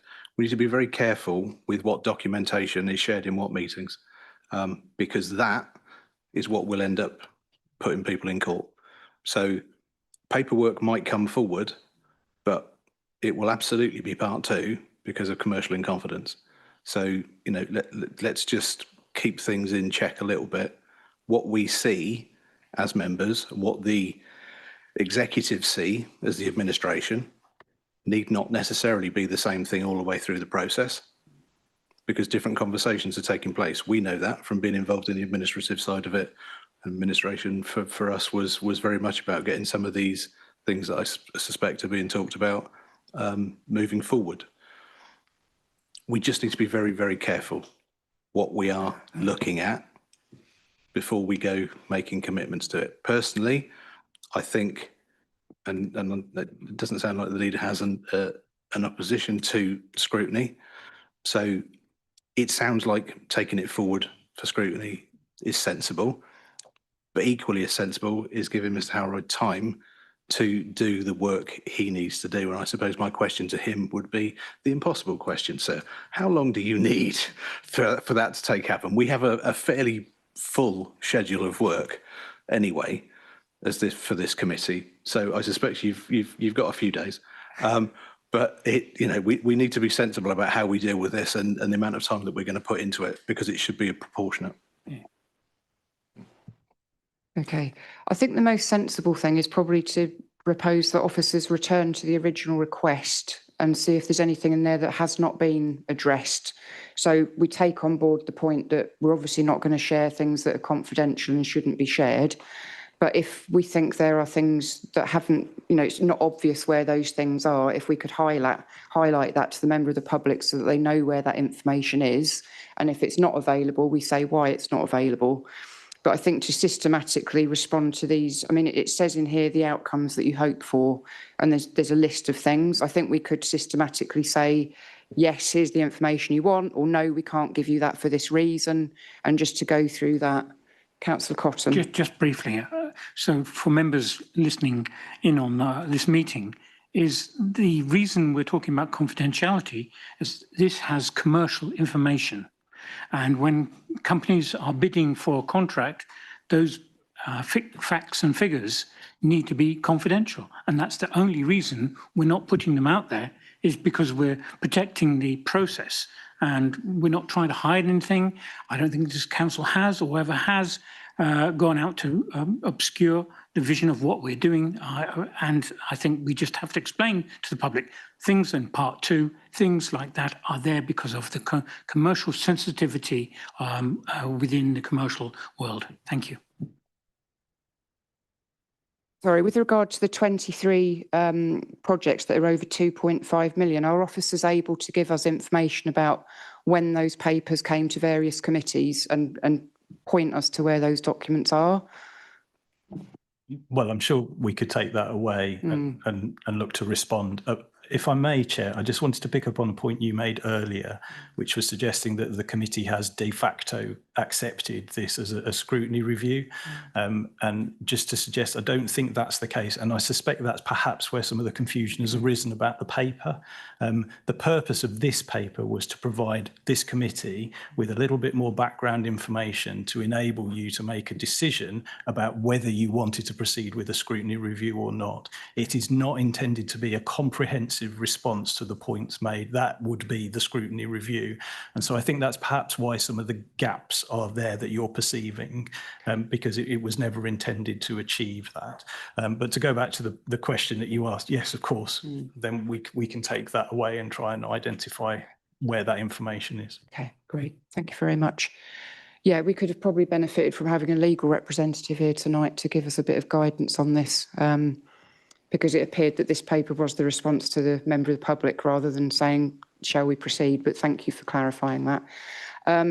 I think it probably would be a good idea. Well, I would like to propose that, yes, we do proceed with this and we ask for the information that's in this document in the member of the public's request, and we go systematically through that and answer the various questions therein. I'm happy to propose that. Councillor Cotton? Yeah, all those in favour? Great, thank you very much. So just to clarify then, officers will have a look at that original request and go through that systematically, say where the information is, or say we can't give you that information for this reason, and just all the way through. That would be really helpful. Thank you. Great. Thank you very much indeed for that, members. Right, item 8, Swift Bricks. We don't have Councillor Gaines with us. We don't have Ms Callan. So I think, Fionn, are you going to be dealing with this one? And Claire Lawrence we have with us this evening as well. What I'm going to do, the usual process is to allow the officers to present. So I'm going to do that, but I will also allow Councillor Marsh, as the original proposer of this motion, to say something as well. And then we'll open it up for wider questions and comments, if that's okay. Councillor Marsh, would you like to join us? Because you'll need a microphone at some point. Okay, over to you for your presentation. Thank you. Thank you, Chair. I will take the paper as read, but I will run through a quick summary just to highlight the key points within the paper. So this paper responds to a council motion which proposed to increase the use of Swift bricks within West Berkshire. So that was comprising adding Swift bricks to council-owned properties, seeing if we can implement them into our own estate, essentially, and whether we could add an additional enhancement requirement for developers within West Berkshire to focus more on Swift bricks. So the paper outlines the ecological needs, current policy framework, and the practical considerations for that implementation. A little background is that swifts are a migratory species. They're currently on the red list because we've seen a 60% decline since 1995 within the UK of these species, mainly due to things like renovations, better quality of buildings, and also the way buildings are now designed, getting rid of those sort of nooks and crannies that can be exploited by swifts and other nesting species.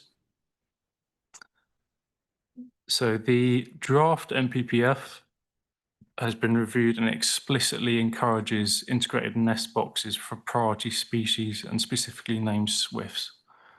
Locally, West Berkshire Local Plan Review already has biodiversity requirements, but it doesn't specifically relate to swifts or swift boxes. And important consideration is that swift bricks cannot be counted towards biodiversity net gain, mandatory requirement to have a 10% uplift to any biodiversity net loss on new development sites, as these are artificial enhancement, and biodiversity net gain mainly consists of creating natural enhancements to what natural existing baseline is lost. So the proposal had 4 actions, and a response I'll quickly run through these below. So the installation of swift boxes on suitable council-owned buildings by May 2026, including potentially using audio lures, which would increase the uptake of these swift boxes I'll be implementing. Currently, we don't believe it to be feasible to do it within the timeframe specified, as we will need to go through careful site selection. We'd need to allocate a budget to this requirement, and then we'd also need to consider impacts to amenities such as noise if we're going to be implementing audio lures and speakers, particularly so in more residential areas. As such, it was concluded that that aspect of the motion couldn't be supported. The second part of the motion was requiring swift bricks on new developments with an aim of 50% of new homes to include 2 swift bricks, and for commercial and industrial development to increase to 3 swift bricks per unit. This was proposed as a condition for new developments. However, there's concern that it's not possible to apply this as a planning condition, as it won't meet the 6 tests for national planning conditions. Each condition must be justified on a case-by-case basis. However, there's already a strong existing policy framework, and the draft MPPF looks to be strengthening this further if adopted.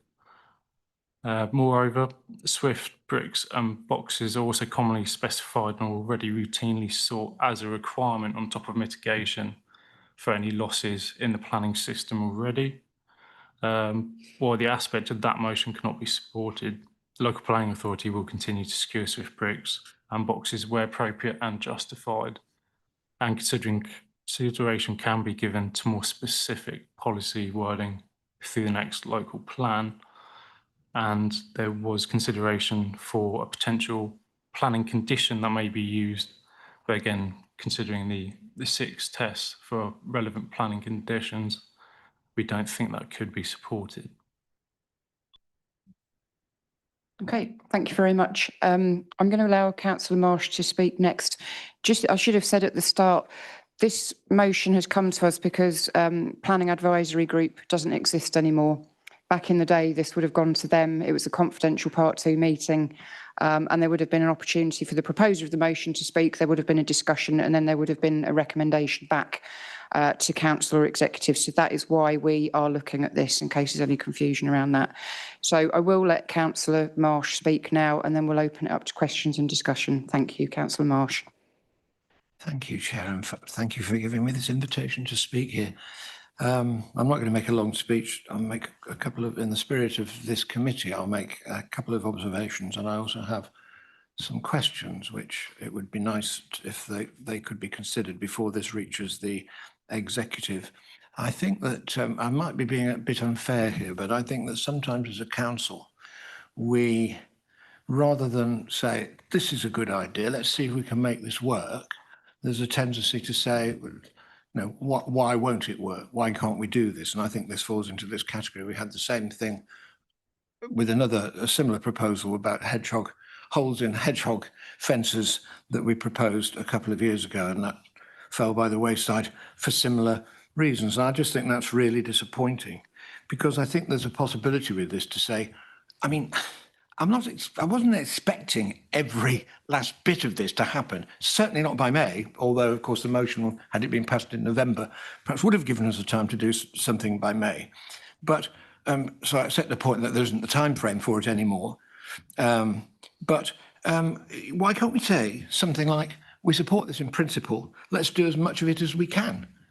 You know, the bit about, the section about the expenditure for doing it on council-owned buildings, well, again, I wasn't expecting the council to be able to put swift boxes or bricks into 235 buildings, but to be told it's going to cost over $500,000, which sounds, I must say, incredibly high as a figure, to 2,300 on each one, and some of which are quite small buildings. I mean, we could have done a few without incurring very much expenditure.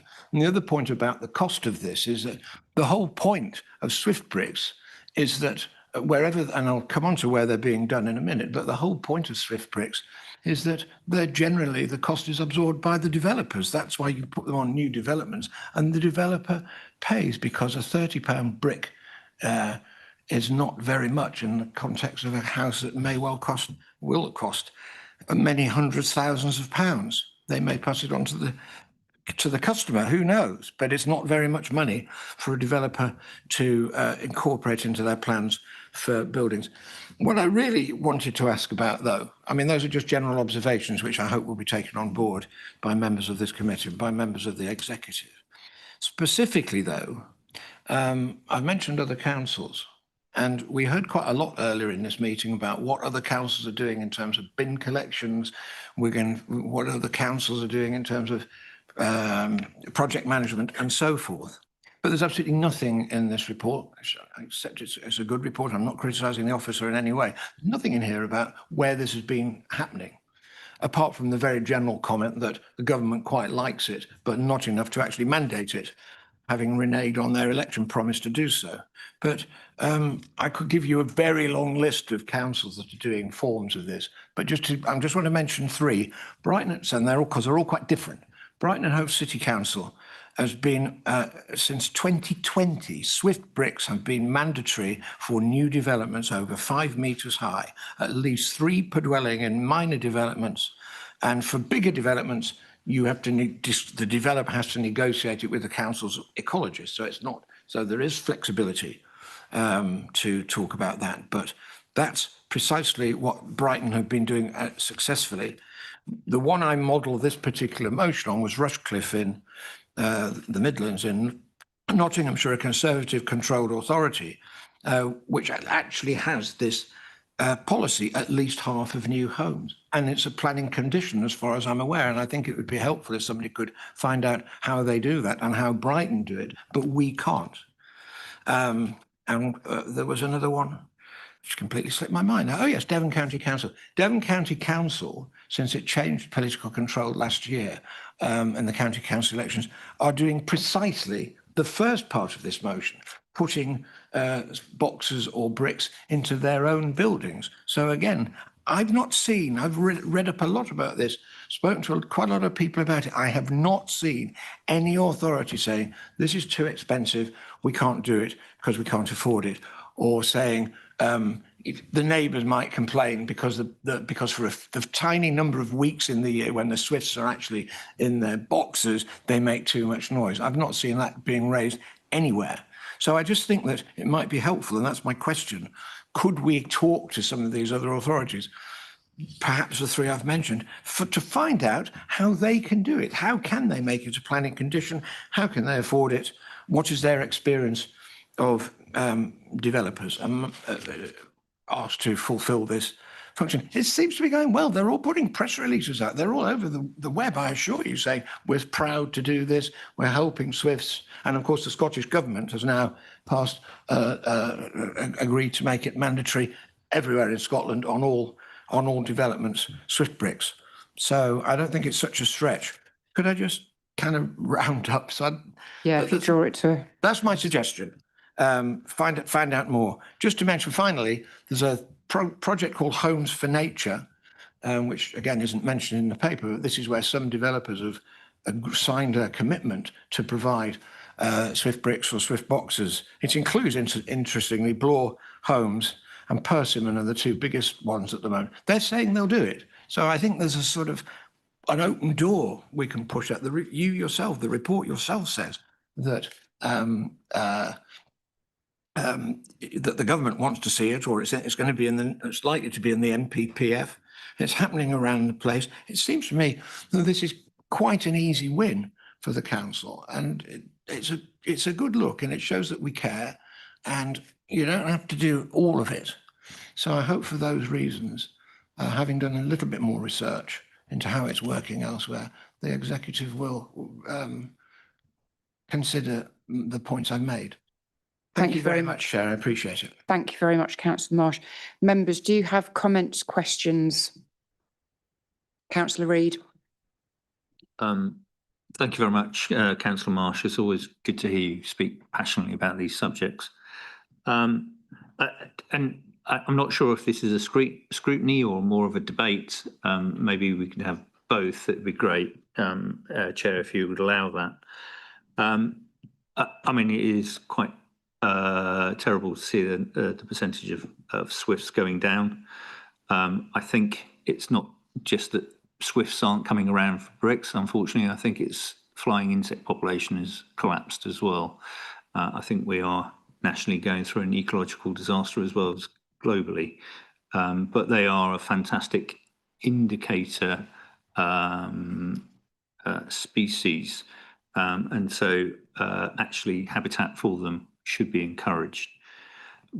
My concern is anything that would impact the cost of affordable housing, but it is good to see, it looks like Bloor and Persimmon could potentially absorb those costs and not impact things like affordable housing. I think if obviously people with 4 and 5, 6 bedroom mega mansions appearing in rural areas, maybe they can afford a couple of £100 for those bricks would be good to see as well. I'm just wondering whether we can be a bit more flexible on some of the motion words. For example, on the council, maybe looking at some way of new builds or new properties that they start using. Maybe we could bring that in rather than retrofitting them into council-owned properties across, or maybe we just do a few exemplars as examples to developers that we could do that as well. So we give ourselves a bit of a longer target, considering the finances that the council has at the moment. But I can't see any reason why we shouldn't be putting this in the next version of the local plan personally. We should be aiming for that, and we should always be aiming to try and exceed the minimum standard of the NPPF, although unfortunately planning inspectors often bring us down to the minimum level of NPPF, which is, I think, is always a great shame, which tends to be done, having sat through several of those now, on developers lobbying. And I think we need to be able to push back a bit on that in those planning inspections as well. But I'll be absolutely delighted. But I think we also need to think maybe the bigger picture of the environmental damage and the fact that we're selling many herbicides and pesticides in shops around the corner. Maybe we should be considering nationally, should we really be doing that and bringing back those insect populations that is impacting every species. Thank you. Councillor Sumner and then Councillor Cotton. Thank you, Chair. Well, I mean, it's a massively interesting motion, Councillor Marsh, that you brought forward, and it's not something that I'd had put before me when I was portfolio holder for planning that I recall, and it's a shame that timelines didn't align, that we could have tried to get something in at that point, in all honesty. I do think it's worth having the conversation when the next review comes around and we are told by the administration that the next review will be pushed as early as it can be. I believe I'm looking at you, Councillor Reid. That's only because you're looking at me. I think Claire Lawrence would probably be able to enlighten us about that in a minute when you finish making your point. Yeah. I mean, as far as the paper itself goes, I think we've all recognised with motions that have come up previously that the motion is the motion, and we can't accept as an authority, and the administration, I'm sure, certainly won't accept parts of motions going through. I know that's been challenged before. I've been on the receiving end of the challenges, but I'm not aware of anything that's changed in how we address motions that would change that. And you know, as the chair quite rightly said at the start, if we still had PAG, maybe we could have picked up different conversations and pushed it in different directions. I think from a planning regulations point of view, my issue always is probably that against enforcement, because even putting it into paperwork needs a level of enforcement that the authority can't provide. We've struggled for many years to have an enforcement team with sufficient volume that they would be able to pick this up and ensure that what you're asking for is being done. And from a developer point of view, the one thing that we do see and have seen for a number of years now is about affordability, and the fact that applications come in, are accepted, are brought back in, and they're asked to downscale stuff or not provide stuff that had previously been accepted, that in effect made us approve the application in the first place. Those sort of things are going to be a constant battle for any local planning authority.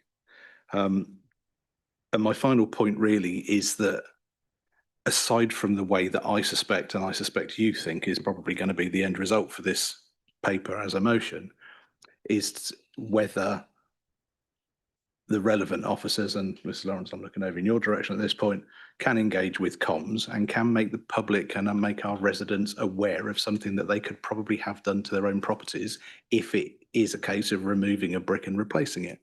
Because people may well be not aware of that, and may be interested in doing it. So even if your motion doesn't go through, there is something the authority could do to make people more aware and maybe push it out there.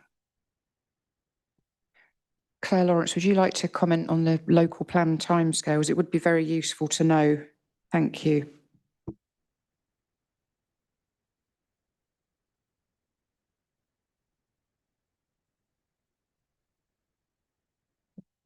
Thank you. Yeah, personally and yeah, technologically. So thank you, Chair.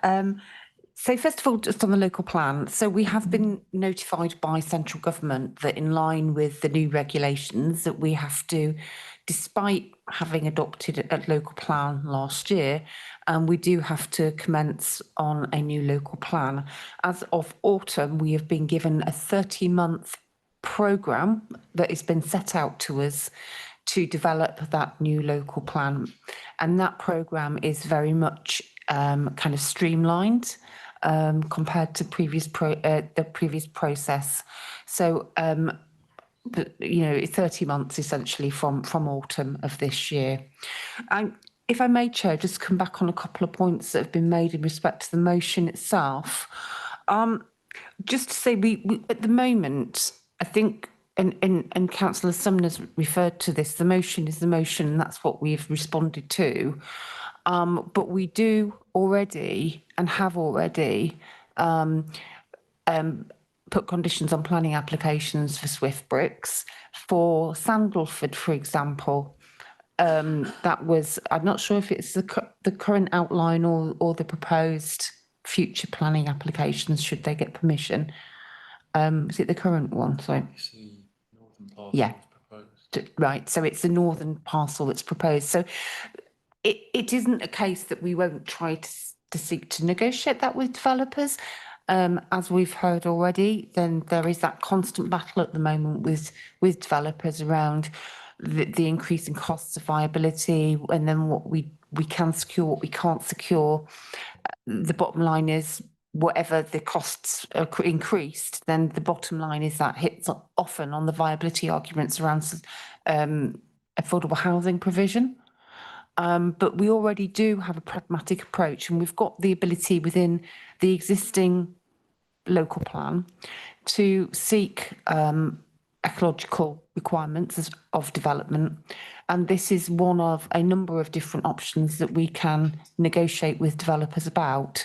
So it's not saying, no, we'll never do this. It's about saying we can't do it blanket across all the developments, all the proportion identified in the motion. But we can have the flexibility and do already seek to require these types of provisions within existing schemes. Councillor Cotton. Thank you, Chair. Yes, I still feel personal reflection helps contribute to this argument, because I had Swifts at my house, sadly, over 10 years ago. And I think this is an excellent idea, but I feel that as it stands may not be able to go forward. When you look at, I think part of the scrutiny position is to get value for money for the council. And I think at £666, let's even halve it and say that was an overestimate. Even £330 per box would just not be value for money, especially when I just looked online and you can buy a Swift box for £50. So maybe something can be done to put that forward to the public. With that said, putting in as part of a new build is obviously just changing a brick. It's a matter of designing it in, and I think it's a matter of design and forward-looking that we could approach this. Because as it stands, I don't think that we can change the motion that's in front of us to actually modify it to that. I mean, if something came forward that was value for money, then I would warmly support it personally. But here as a scrutiny, I would have to say that I can't see how this can go forward, certainly in terms of retrospectively placing them, although you could look at maybe an alternative for putting boxes at £50, let's say £100 for installation with the inflation that we have. So that would be more to the council's affordability. If we can put something forward in, as Ms. Lawrence has suggested, then I think we should. That's definitely something I would like to say to the executive.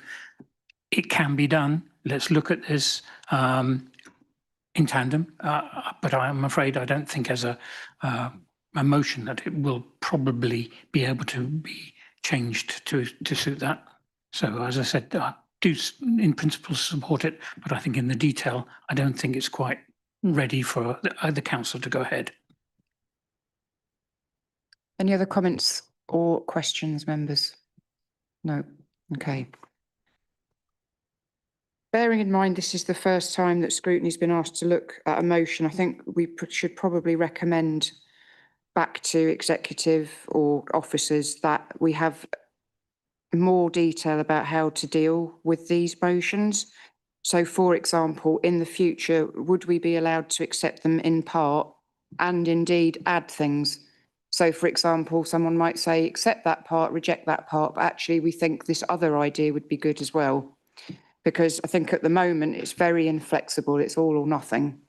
So I think at the very least, one of our recommendations might be, can we please have clearer guidelines about how we do this? Councillor McKinnon. Yeah, I don't disagree, Chairman. I think it's probably what you've just suggested there is more of a matter for the Constitutional Review Task Group rather than executive, but send it to both of them and see where it sticks.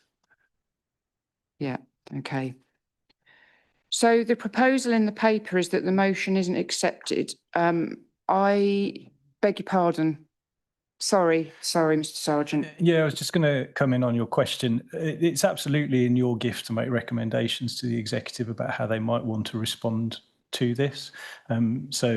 Yes, you may not feel able to support the motion in its entirety, but there's nothing to stop you making alternative recommendations alongside that. And we'll take away the point about a little bit more guidance for the future in terms of how you handle them. Yeah, it'd be helpful. Thank you very much.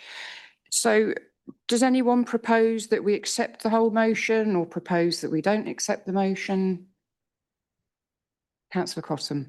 Reluctantly, I have to say we can't accept the motion as seen. And we can recommend that we maybe in principle support the motion, but the detail prevents us from doing so.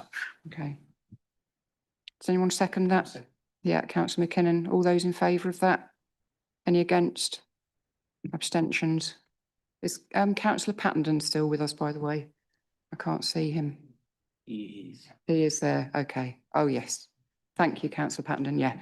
Did you want to vote on that? I didn't see your hand. Sorry. Were you in? I'm assuming I'm not allowed to vote as I'm remote. Oh, yeah. Good point. Good point. Sorry. I'll wake up in a minute. I have to say it's very hot in this room and the humidity is appalling. The humidity is 30% according to that dial. No, it's bad. It should be 50, 60%, which is not good.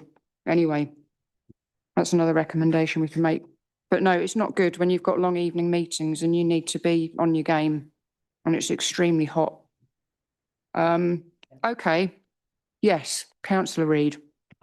I think reading the room as well, I think it would be good actually to see if we can get that, working with officers to get to a position where it can be pushed through, because I think there is that desire from the public as a whole, as we represent the public, to be supportive of things like Swifts. And we all remember when we were little, there was certainly a lot more Swifts around. So I think there is a desire from this room to see a motion go through that could be accepted. Mm-hmm. Councillor Marsh did make the point that we could find out how other councils have managed to do this. I think it would be good to recommend that officers do that piece of work if members are happy that we make that recommendation. I don't see any harm in doing that. I would accept that too as a modification to my motion. Okay. Not motion. Proposal. Yeah. And I think perhaps also that when the new local plan is developed, that attention is given to putting some swift brick wording in there. So at the moment we're told there is a policy, it's not specified, but we do use that as a way of getting swift bricks. And it was mentioned that I think Sandalford and a couple of others. Yeah. Yeah, so I think if we can recommend that they do give some attention to actually explicitly putting some swift brick wording in there. The other thing I would mention, because the advisory groups were abolished and the policy development group was created, there is now nobody to go through the next local plan in detail. And Councillor Sumner and I, and I'm sure others here, I can't recall, yeah, we spent a lot of time going through every single line of the local plan. And when I raised this with an executive member, they said, well, that's something that Scrutiny could do. And I said, no way. One, it's an enormous amount of work. And two, PAG used to be part 2 and it enabled a very open conversation about everything to do with the local plan. And you would have to say, okay, well, are we going to have an entire scrutiny process in part 2, or are we going to bring the development of the local plan into part 1 discussions? So I would like to recommend back to the executive, there should be no expectation that this committee is going to go through the next local plan line by line, because we do not have the capacity. And I would like to make that very clear publicly to them now. I would absolutely support that comment, Chairman. We spent half a day every other week for months going through that paperwork. There is no way with our work programme, bearing in mind what we cover, that we can pick up that task within this group. Yeah. even a streamlined version, whatever that might mean, because that's, I mean, it depends what the guidance is, what the target is. If that means just pick up the heavy hitting items, then I fear that items like this may well disappear into the ether anyway, because it wouldn't be considered by the government to be something that is going to be sufficient to be under the spotlight. So no, it needs to be rethought. Definitely. Yeah.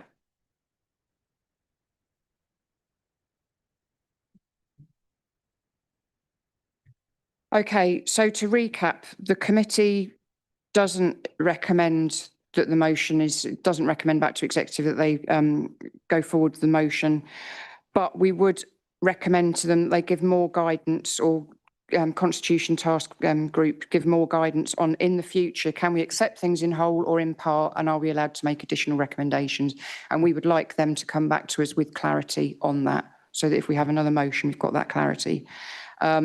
That we ask officers to look at what other councils are doing, the councils that Councillor Marsh mentioned, and see what lessons we can learn from them.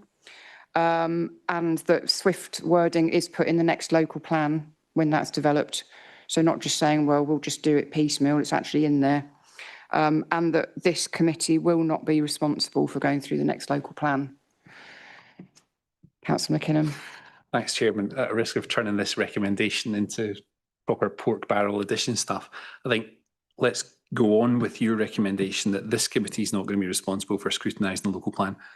Somebody needs to be. And if we don't have PAG, there needs to be a recognition, and I think we should recommend to the executive that a cross-party member and officer advisory group specifically for the local plan be established. Okay, I think that's very sensible. I'm happy to support that. Like we've done before. So are we happy with that summation of what we want to recommend to executive? Does anyone need me to repeat anything for clarity? Jeremy, we propose it. Oh, I've accepted the corrections or embellishments of it. Okay, And I'll second them. great. All those in favour? Yep. Okay, good. So a cross-party member group with officers to go through the next local plan. Okay, good. Thank you very much for that. Thank you, Councillor Marsh. Thank you, officers, for your participation in that item.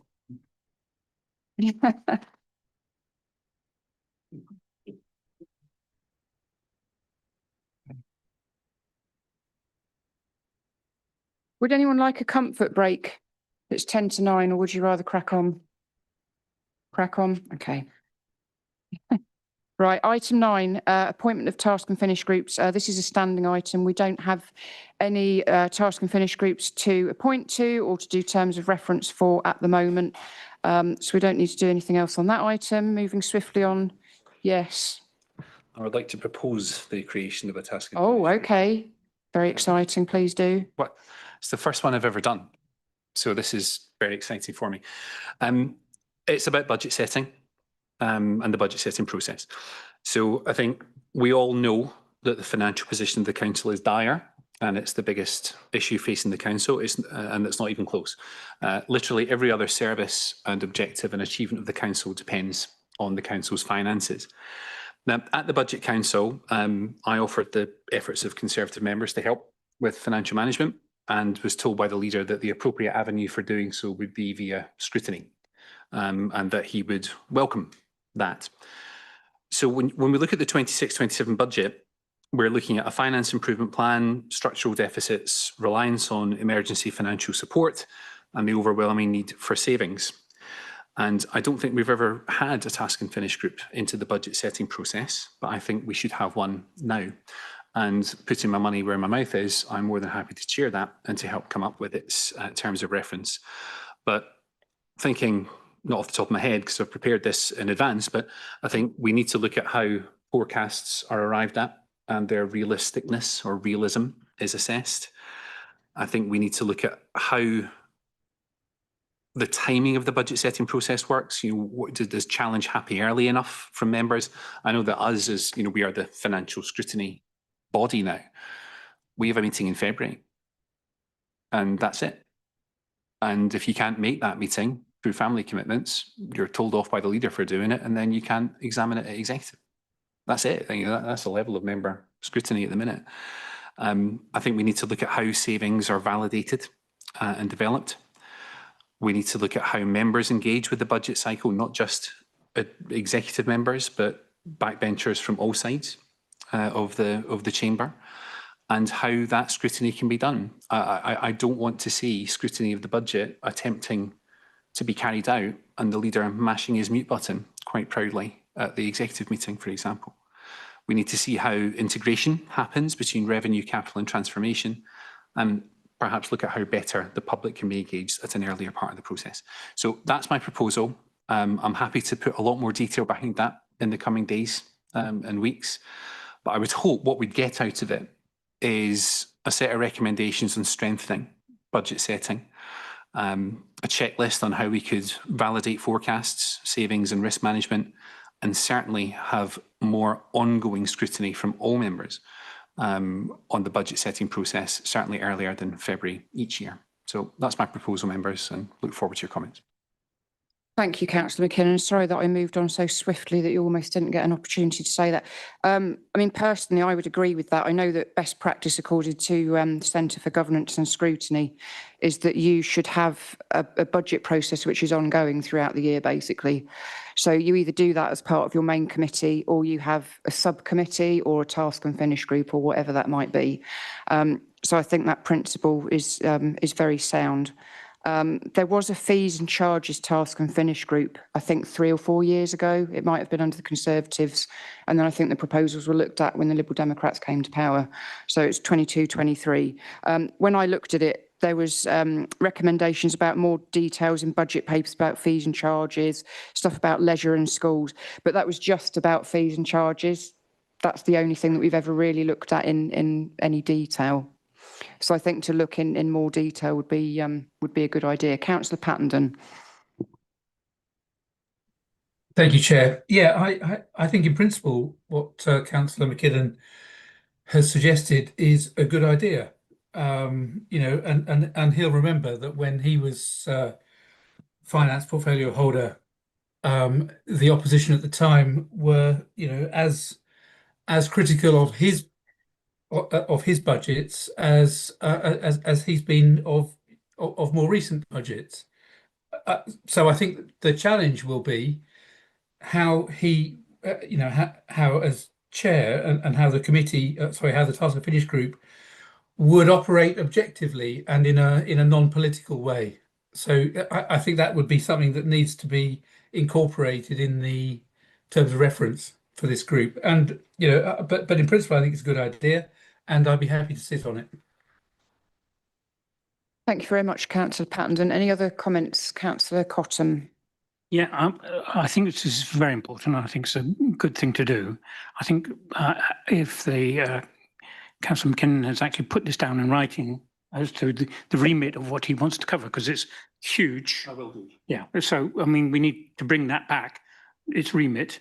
And being politically neutral as a chair here, I would suggest yourself as the chair of this, so it can be seen as even-handed and non-partisan.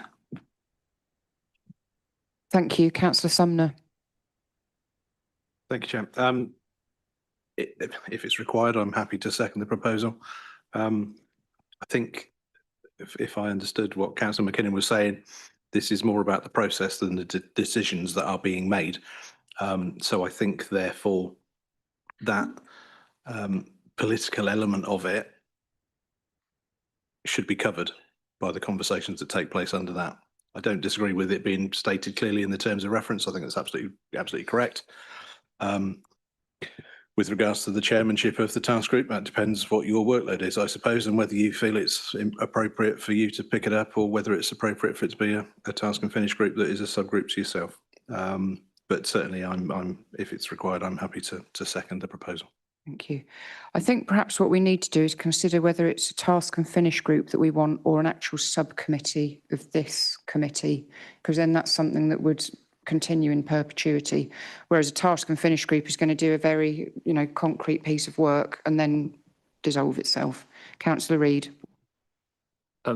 Well, it'd be very good to understand what the scope of this would be. My preference is task and finish, because there are so many other things that people have got to do. Many people have got day jobs as well. So if it's ongoing forever, that's yet another piece that we need to find volunteers to do out of the councillor group. Many of you have got either young families or full-time jobs, etc., and travel that's engaged with it. So my recommendation is it would be a task and finish group to look at the process that was done, maybe last year's and the previous year's one. Again, what was the process that was gone through? Any recommendations for greater transparency? Because this is all about residents feeling comfortable that all aspects of a budget have been looked at and turned upside down and turned around. And my personal preference for a chair is that it's, to make it entirely non-partisan, is that it is chaired by someone from the minority group rather than the opposition. I'm starting to get the sense this is a stitch up. I'm joking. Mr. Sargent. Thank you, Chair. I just thought it was worth observing, in case members are not aware, that there is already a review going on in finance about the budget process, and it is pretty much an all year round activity, as you'll be aware. So if the committee was minded to support this, I would suggest early engagement with Shannon and her team, because a lot of that work is underway. They're already starting to put together the timetable for next year. And if the committee is going to have recommendations about that, so much of that timetable is time critical. So it'd be good to do that engagement sooner rather than later. Okay. Could I suggest that we maybe do a piece of work where we look at what our options are, task and finish or subgroup, and get more information about what Mr. Sargent has said, so we can think about our timings as well? Councillor McKinnon. Yeah, thank you. And thanks to those of you who've made some comments. Now, this is about the process rather than decisions. I mean, the decisions, of course, squarely sit with the administration. A couple of people have said, that perhaps Caroline, Councillor Carver, she is a member of a political party as well. I might add, and as are the members of the minority group. And looking, that's true. I don't think he should be the chair. I certainly don't want the potential chairmanship of this to stand in the way of it happening. Now, I'm offering my background and my skills. I'm a chartered accountant, I'm a chartered financial analyst and a former portfolio holder. If, because I'm a Tory, that means I'm not allowed to chair it, then that's for members of the Scrutiny Commission to decide, and I think that'd be a bit of a shame. There's only been members of one political party attending tonight who've been wearing political symbols on their person, and it's not Conservatives or Greens or Labour. But again, I don't want to be stood in the way of setting this up. I agree with you, Councillor Culver, that I think an ongoing subcommittee would be better. And Councillor Reid's point about the demands on members' time, yeah, fair enough, but this is so phenomenally important. Perhaps it's time for some of the other commitments to take a back seat behind this. But what I would suggest to move it forward is that perhaps myself and Councillor Culver get together over the next week or two, flash out some proposals, share that. We don't need to wait till the next scrutiny meeting. We can share that with members and we can just work on it collaboratively. But I think I'd like to see something set up on this. I'm happy to accept that recommendation, members. I'm very happy to support that as well. Yeah, okay. Would a member of the Liberal Democrat group like to be there as well?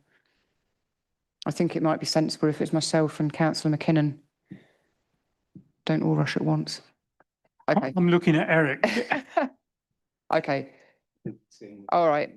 Are you saying yes, Councillor Pattenden? Yes, I'm happy to be there. Okay, good. So if we recommend the three of us get our heads together then and carry on this discussion and see what our options are. Okay, thank you. Thank you for that. I think that's very sensible. And I am mindful that it is best practice to have this as an ongoing and not just a fait accompli at the end of the year. And I'm really happy to hear that the officers are going through this already. So we're not creating more workload. We're just going with the flow of officers who are actually investigating this at the present time. Thank you. Excellent timing. Thank you very much, Councillor Cottam. Yeah, Mr. Sargent, if you're able to share that timescale with us, that would be really helpful. That you, yeah. Sorry.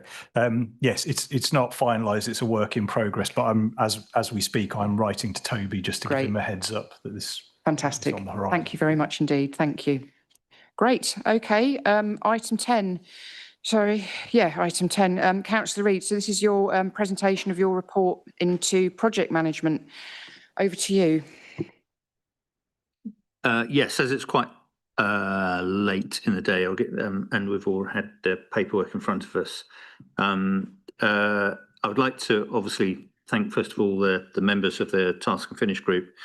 So Councillor Adrian Abbs, Councillor Paul Dick, Councillor Paul Kander, Councillor Alan Macro and Councillor Eric Pattons. And in particular, I'd like to thank Councillor Paul Dick, who has regularly called me to make sure that we stay on scope and stay on track, and I don't ramble on in my favourite topic of project management.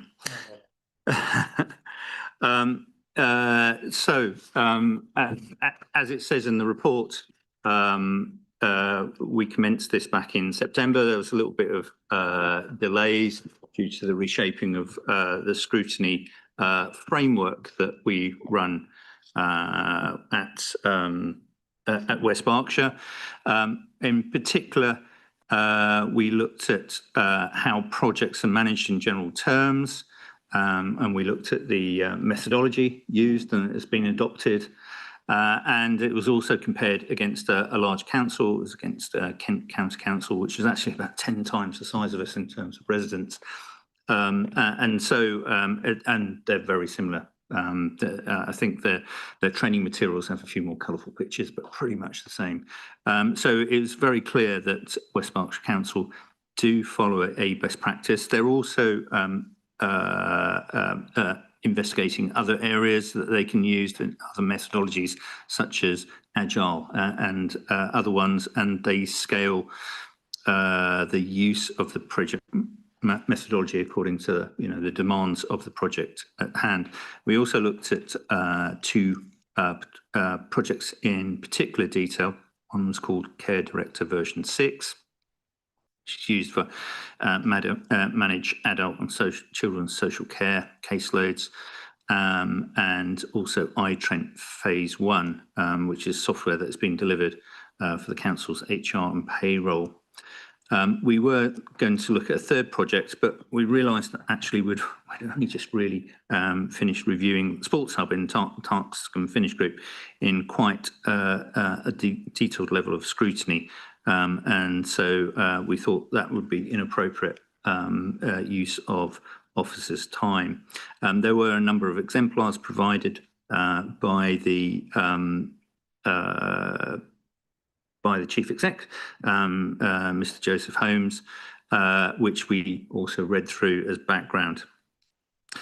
So we developed a set of recommendations, 25 in total, around a number of various topics that come to mind. So we try to keep relatively within our scope, but being members, we do tend to have a bit of management to expand that as we go along. Procurement and contracts and supplier relationship management, which is quite pertinent to the conversations and topics we've been looking at today. Project resources, project deliverables, risk management, project governance and decision making, and audit. It's going through, I'm sure members will see in the recommendations. On the positive side, there does appear to be an increase in maturity in the approach and adoption of project management practices since the previous reviews under the LRIE and also Sports Hub. There is now a well understood methodology consistent with government and industry good practice that covers the entire life cycle of projects, starting a project through directing a project and final project closure. In addition, the centralisation of the project management function is bearing fruit, and hopefully we will train project management talent within the council. And I've said before in this chamber that the junior leaders of today will hopefully stay on in this fine institution to become the senior leaders of tomorrow. And so that should be encouraged to maintain that career path that many people can start off as being a junior project manager and going on through senior project management and program management, and then leaders in transformation that one of which we've got here, Gabrielle Mancini. There are some other stronger recommendations as well. We have written down in the executive summary that senior management and leadership teams must also be more challenging in formal reviews early on within a project cycle on defining the boundaries of tolerance, that being time, resources and cost, and also ensuring that every single department has had the chance to impact what that change will mean, so that we are not missing anything and we're not halfway through a project and then realise that actually there's a whole load of snagging work that needs to be done later on. It was good to see that actually one of the projects reviewed was rescued and actually delivered in a very tight timeline, and that was set by a failed procurement cycle that was triggered. And actually, it's good to see now, again, going through procurement, that there is a desire from central government and from councils to use more government framework contracts that are being set up. And hopefully that will de-risk some of the procurement cycles and also the delivery, because those suppliers will be able to, the term is cookie cutter, and deliver those projects for us, assuming that we are not too different from the requirements of other councils, which hopefully shouldn't be. There is a final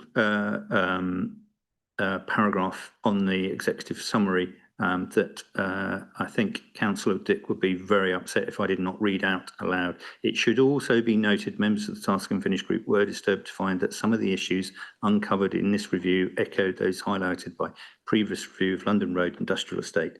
It's hoped that officers take the opportunity to embed these learnings in their working practices so the same mistakes are not repeated in the future projects.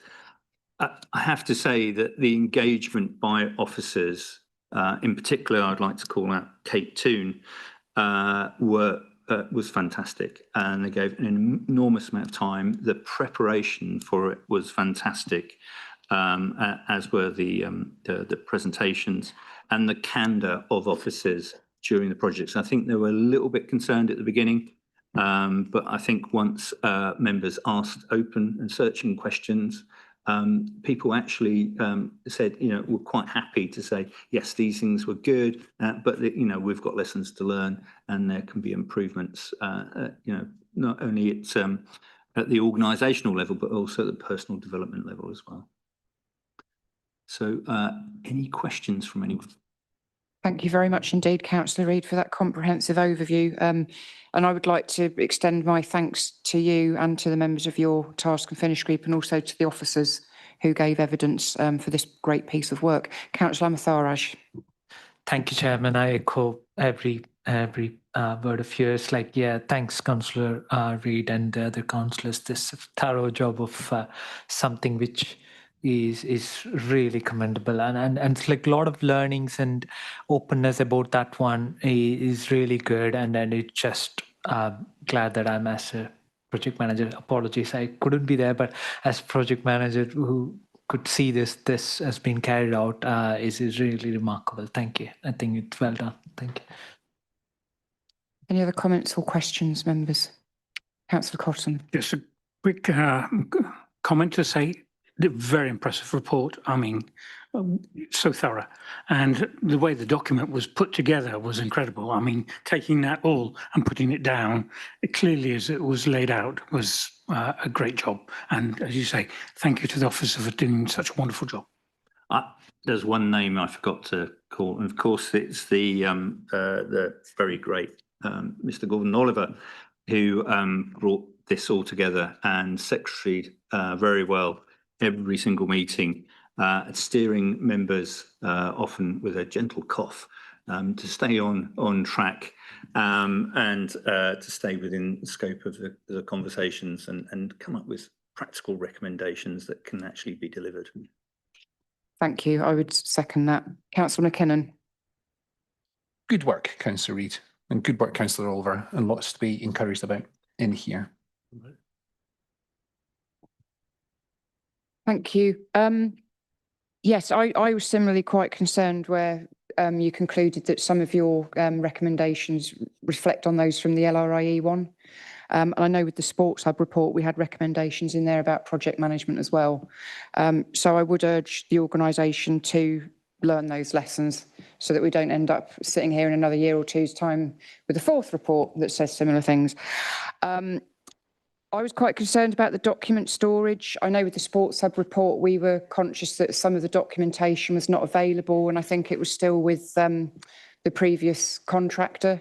And I think you've made similar comments in here about making sure that we've got stuff in-house and things like risk registers aren't held by people outside of the organisation. The issue about the tolerance breaches and escalation processes not being a requirement of project management methodology, I thought was rather concerning. But good that with the iTrent project, they did manage to pull that back and that was in budget. So that was very good. I'm just having a look through to see if there's anything else I was going to ask. Do we know what more is being done to make sure that project leads can escalate concerns? Because I know in the past we've talked about it's quite a it's quite a vertical structure of management here. And I do wonder, having worked in other organisations that are similar, whether things can be escalated quickly without having to go through, you know, many different people, which takes time and might lead to the information not being conveyed in all its detail. Yes, of course. So on many of the points that you've been making, it's probably worth noting that the observations that members were able to make on the projects that were looked at do predate the restructure that's been undertaken in the project service. And so I think members back in February heard a comprehensive review of our plans there, and those are bedding in now. So I have a good level of confidence that we'll be able to overcome a lot of the issues that we've seen in projects that have in times gone by. I think in terms of those escalation routes, again, a really important part of the restructure and the review of project management within the council that my team has undertaken is that the project management methodology and all of the escalation points have been reviewed. They've been tied in very closely with a review of our kind of broader governance that's being undertaken. And so I think that better training for project managers, more effective training for project sponsors. They understand where their escalation routes are things that we've brought in recent times. And I think that clarity is now there. Of course, it needs to be proportionate as well, depending on the tier of the project and the nature of the project. But again, there is a lot to learn, and I'm really grateful to the Task and Finish group for their recommendations. And I'm really reassured that they've seen that we're making progress, and I recognise that there is more to make, and those escalation routes and improvement thereof is something that we are in the process of getting to grips with. Thank you very much indeed for that. I'm sure a lot of people would be very reassured by the fact there's a centralisation of project management happening. But one of the points the report made was about people in departments raising concerns. So it was mentioned that adult social care wanted to raise concerns and their voices weren't necessarily heard. So with the centralisation of project management, how will we ensure that we still hear from the people in those various teams who aren't part of project management? Whilst the project manager would usually be within the centralised project service, the project sponsor is likely to be a senior manager from the area where the initiative is being delivered. So for instance, with the Mosaic project, Paul Coe, our Executive Director for Adult Social Care, is the project sponsor. And so although the project manager sits within the centralised team, that expertise in the specific area is absolutely there. We're also a lot more robust in ensuring that the project teams that are delivering projects are multidisciplinary, much more than they used to be in the past. And so there will be representation from legal, from finance, from ICT, etc., in a way that ensures that we've got the right professionals in the room whilst not wasting people's time. And so it is about keeping that project board composition under review to ensure that that expertise can be tapped into. And quite frankly, you know, we are a public sector organisation. We are transparent in how we operate. I'm sure that any project sponsor would happily listen to concerns being escalated from within their department about the way a project is being delivered. And then if they saw fit to escalate those, they would do so under the new framework that we've developed. Thank you very much for that. And just the final point that I'd make is very concerning about ICT resource being stretched to breaking point. And I think that probably goes beyond the care director and the iTrent out into everything that ICT do for the organisation. So I think the whole council do need to be very mindful of that and take that on board, because that could be a problem in the future. If the merger was to go ahead, for example, there'll be a big piece of work presumably to transfer data across from Oxfordshire County Council to the new footprint. So we need to make sure that our ICT is ready for that. Yeah. So ICT sits within my department, and again, it's something that we are very mindful of. I know that members of the Task and Finish group will have heard about certain single points of failure within ICT that are integral to some of our systems integration, and it's something that our new service lead for ICT and digital has recognised within her restructure proposal that's coming through. And so we've got a short-term plan for alleviating that pressure in terms of bringing in external expertise and looking for temporary agency staff to plug some of those gaps. But the longer-term plan will ensure that the skills that we need for projects that have this level of complexity are kept within the organisation, whilst also, if it is very niche, we'll take a pragmatic approach to buying it in as and when we need it. Okay, thank you very much indeed for that. Any more questions, comments? No, okay. Just a final comment on recommendation 25. I just wonder if, even though the audit reports, which we recommended would be done in, so I'll let you get to it so you can actually give a view. Shall I read it out? So the recommendation 25 is recommended that the internal audit should undertake a further review 18 months after this report has been considered by the executive. This was established whether the accepted Task and Finish group recommendations have been implemented, and whether they have been effective in addressing the identified concerns. So this report was actually seen in draft format and final format by the head of audit. A summary of these findings should be reported to the Governance Committee, because audit reports into the Governance Committee, but I'm wondering whether we could just track if that action is done within Scrutiny. So we have a little diary reminder just to say in 18 months' time, was that actually delivered? If not, then maybe we should think again about a discussion at Scrutiny. If it's done, then we'll assume that audit have reported to Governance and everything's fine. Yeah. One of the pieces of work that myself and Mr. Chard are doing is to look at recommendations from Task and Finish groups that were accepted by executive, and then making sure we keep track of those and see whether or not they were indeed implemented. So if we were to recommend this report in whole to executive and they accept it all, then yes, indeed, we would come back and we would look and say, well, you accepted this recommendation, has it actually happened? So we are going to be tracking that. Yeah. Right, so we have to determine whether we recommend that the report should be referred to executive for consideration. I'm happy to propose that we do that. Do I have a seconder? Councillor Cottam. All those in favour? Great, thank you very much. Thank you everyone for that. Good. Right, item 11, executive forward plan. Items due to be considered by executive are shown on the forward plan. Do members have any items on there that they would like to add to our work programme? No. Okay. Item 12, corporate programme. We also have a list of all of the projects on the corporate programme.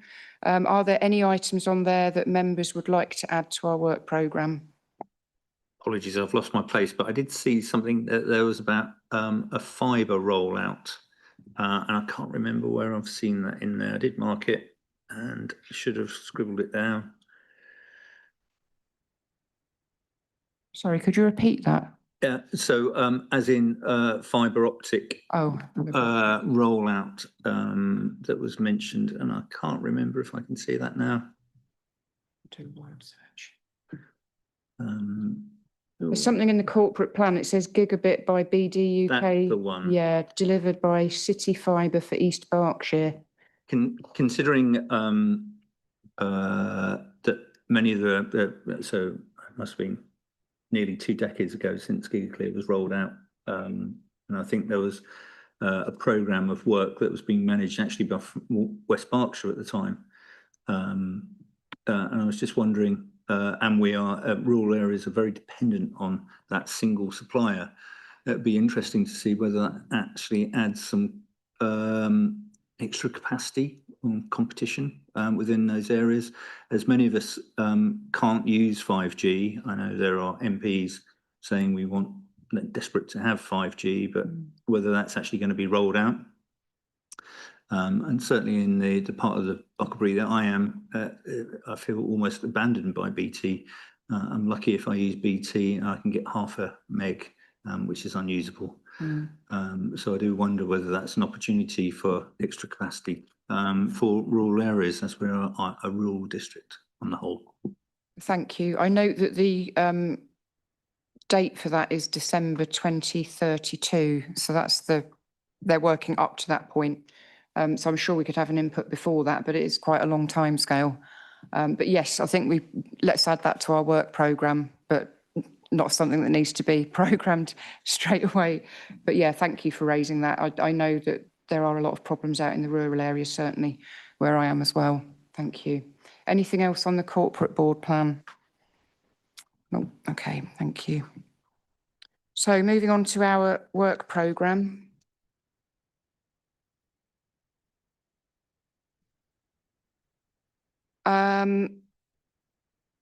I am conscious that the new business case for Graiseley should be ready at the end of this month. And I'm just wondering if that's something that we on this committee would like to look at, because it's a big project, big capital project. Yeah. And obviously interesting from the point of view of renewable energy and our longer term strategy as well. So if members are mindful, I think if I recommend to Mr. Child, if you can find out what the timescales are around that. But things that I've seen written down say the business case should be ready at the end of this month. So we should be able to get an idea. I'm conscious our next meeting isn't until June, but it may be that we need to bring that forward and have one a bit sooner to look at that. Councillor Sumner, I see your hand. Thank you, Chair. Yeah, with that in mind, at the last meeting, I raised the issue of us adding the 20 mile an hour zones, streets to that, which was going to be, we suspected, off the back of an individual decision. But the date was to be identified, so we haven't got it on there at the moment. Okay. Mr. Child, would you be able to investigate that? Yes. So we need to either have it on an agenda or call it in if it's an individual decision. It's on the tail end of the minutes from the last meeting. Yeah. Thank you for pointing that out. Also, the playing pitch strategy. So we've got that to be programmed, but I think that's going to be ready in May. I think I read somewhere. I mean, are members still minded to have a look at that? Yeah. Okay, I'm getting consensus on that. So if we can get clarification on that as well about what's happening, because I think it's been pushed back.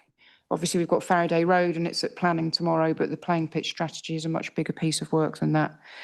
We've also got the task and finish guidance that went to Constitution Review Group.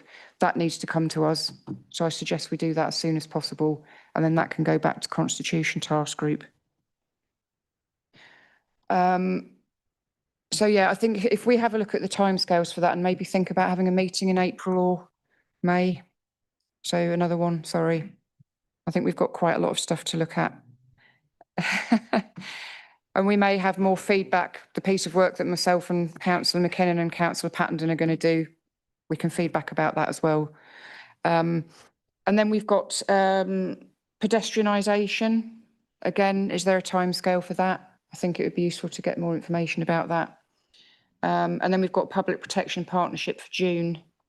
So I think if we had a meeting April, May, and then the one in June, I'm sure we'll have plenty to look at across the two of them. So if we just give a bit of thought to how best to do that. And I also noticed the environment strategy is going to executive in May.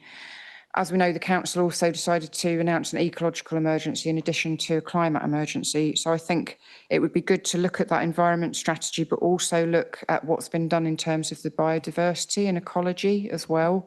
So explicitly to outline that. We talked about the Swift bricks this evening. We know we've got biodiversity net gain, nutrient neutrality. We've got the local nature recovery strategy, which Windsor and Maidenhead worked on. but I haven't really heard anything else about how that's going. There's supposed to be mapping, and yeah, if only we had a PAG. Yes. So, yeah, if we could look at the environment strategy, but explicitly to include the ecology, biodiversity as well, I think that would be really useful, just to make sure that that's on track. Chair, it was noted earlier that we didn't want to work you to death. Are you sure you're not overloading yourself there? There's a lot of items there. And maybe we could spread them out a little bit further than I mean, some of them are not time critical, and you spread them over a longer period. Sure. Yeah. I mean, with Graiseley, if that business case is ready at the end of this month and it's going to go to exec soon, we need to look at it sooner rather than later. And similarly with the playing pitch strategy, those are probably the most. I mean, that's what I mean, prioritise. Yeah, no, absolutely, absolutely. Yeah, if we need to have an extra meeting, it will be because we need to do it ahead of it going to executive. Yeah, yeah. So yes, if we can get some more information on the timescales for those various things, yeah, fantastic. Is there anything else that we think we ought to be looking at in the longer term? We've got Thames Water Environment Agency for September. So, yeah. And also business support review for September. Mrs. Mancini, are you still happy with that timescale for that item? Yes, at the moment, but I'll let you know if that changes. Great, thank you. Okay, good. Right. That brings us to the end of our meeting. Thank you very much indeed, everyone, for participating. Thank you, members. Thank you, officers. Thank you for a great report. Thank you, Mr. Oliver, for writing a great report. All doing a fabulous job. We just need to get the heating turned down now. So yes, thank you very much, and I declare the meeting closed.